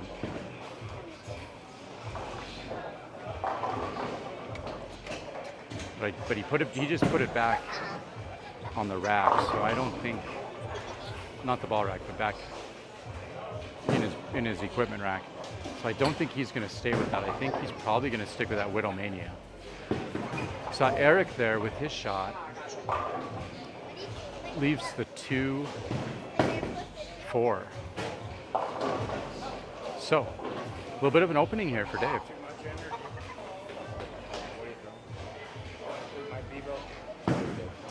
Okay, so switching to the Vibo now is Dave. You see Eric clean that up.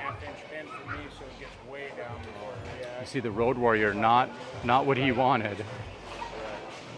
So he's switching to the virtual blackout. Is that what you threw in 6? Huh? Is that what you threw the last shot when you struck? Looks like Ramey here, Eric on the left, on lane 5. Looks like he's going to stick with that Optimum Idol Pearl. So Dave switched to the Vibo. The Vibo, right? Dave did, yeah.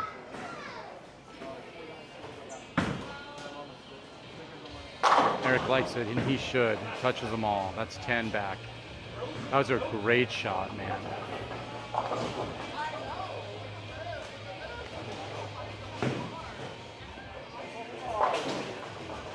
So Eric, with that strike there, adding to his lead, but Dave is working off of a strike in his 6th frame. You can see the running totals there on the board.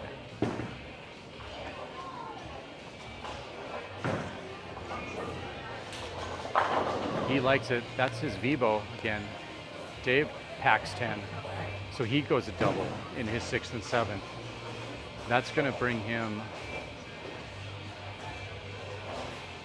right there, almost neck to neck with Eric.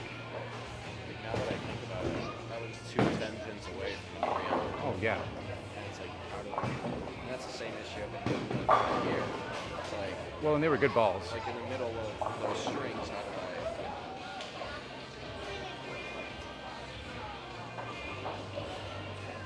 All right, Dave steps up. He's looking for a triple here.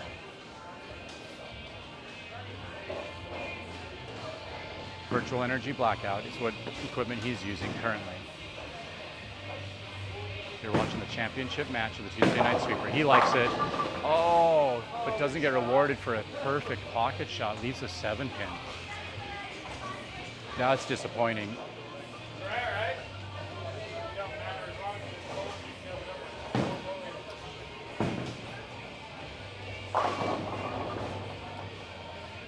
All right, so that's going to leave it all up to Eric in his 8th frame. If he strikes, he can take control of this match.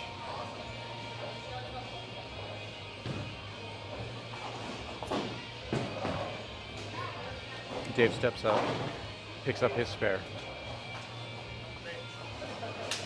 All right, competitors give a high five after that.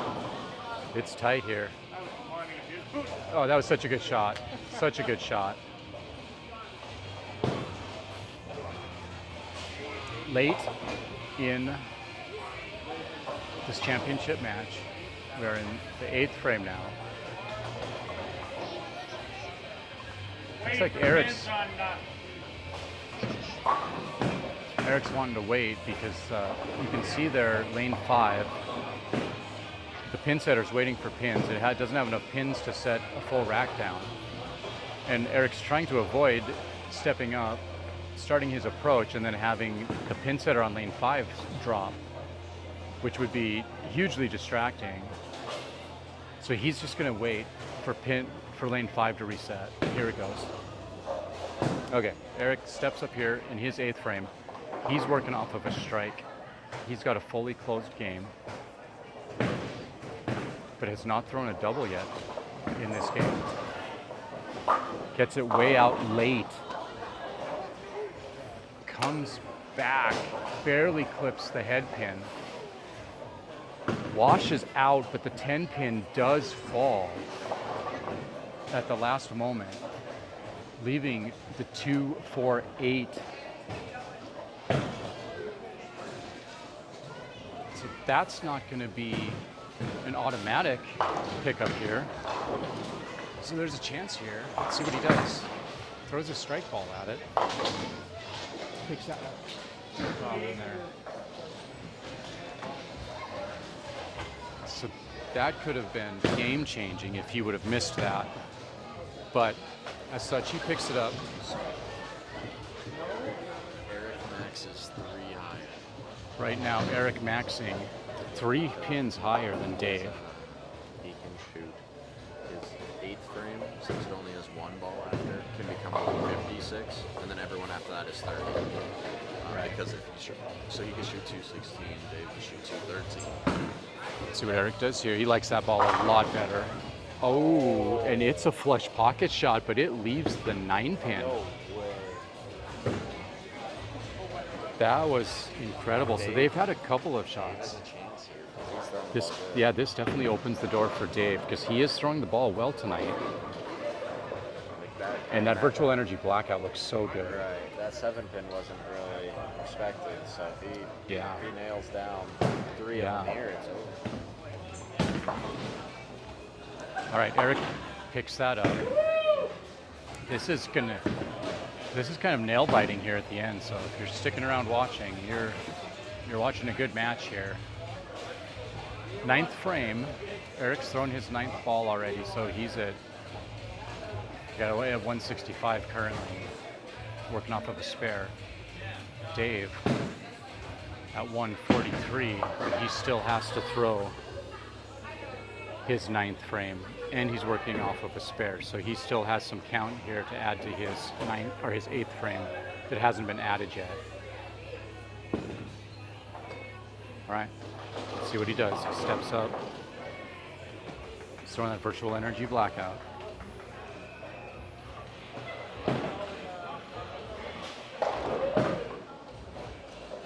And he gets it a little bit further out. It's not going to come back. It washes out, and that's going to leave the 410. So, barring an absolute similar washout by Eric in his 10th frame, that's probably going to end this match.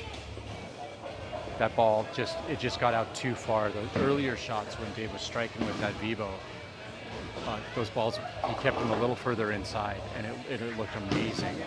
It was holding so much energy.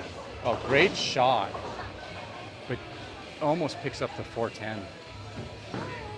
Just clips a little too much of that 4-pin. That was a great attempt, though. Really good accuracy on that spare shot. All right, so here we go. That open in the 9th was that was just a disaster as far as the match goes for the score. Assuming, Eric closes a frame in the 10th. See what Dave does here in his 10th. That one he keeps inside. Hits pocket. A little bit lighter though, but it does take all 10 down.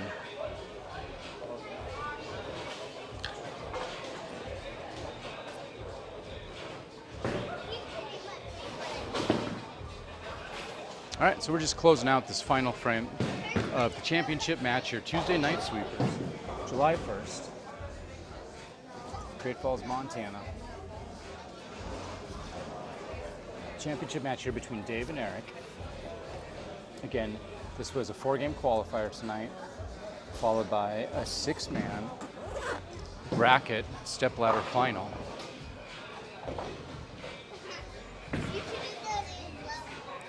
A little through the nose there. Quinton bowled pretty well tonight. I don't know, probably averaged like 220 or so throughout the night. But lost in the semifinal to Eric.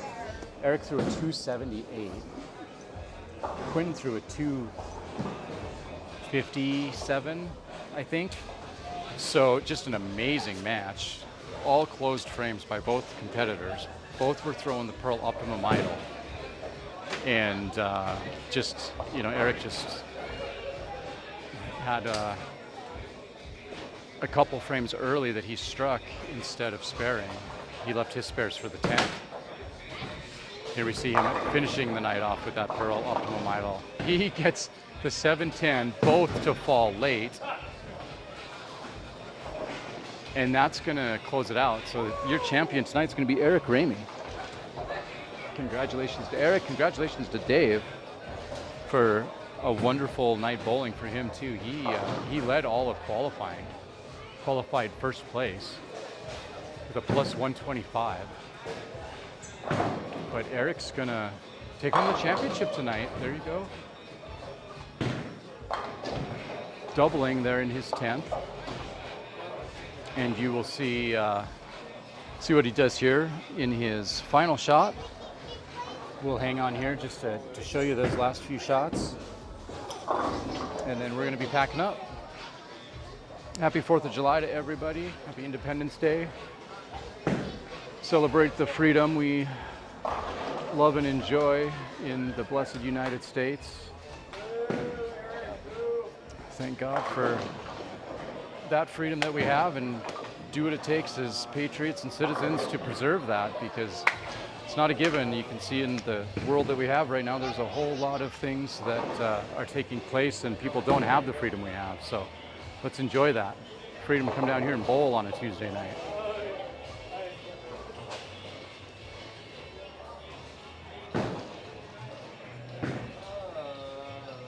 So there we go. Final 201. Eric Ramey taking home your championship match.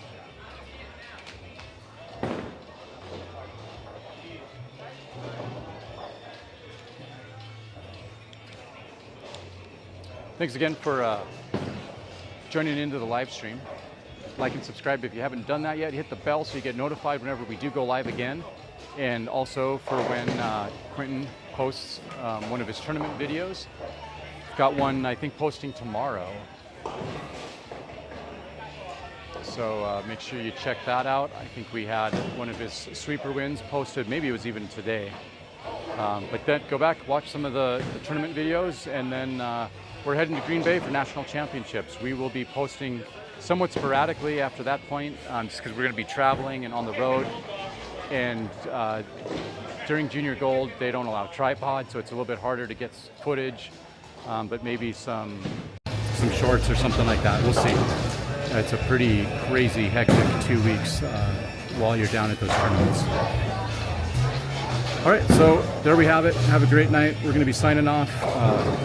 God bless, and we will see you guys next time we log on.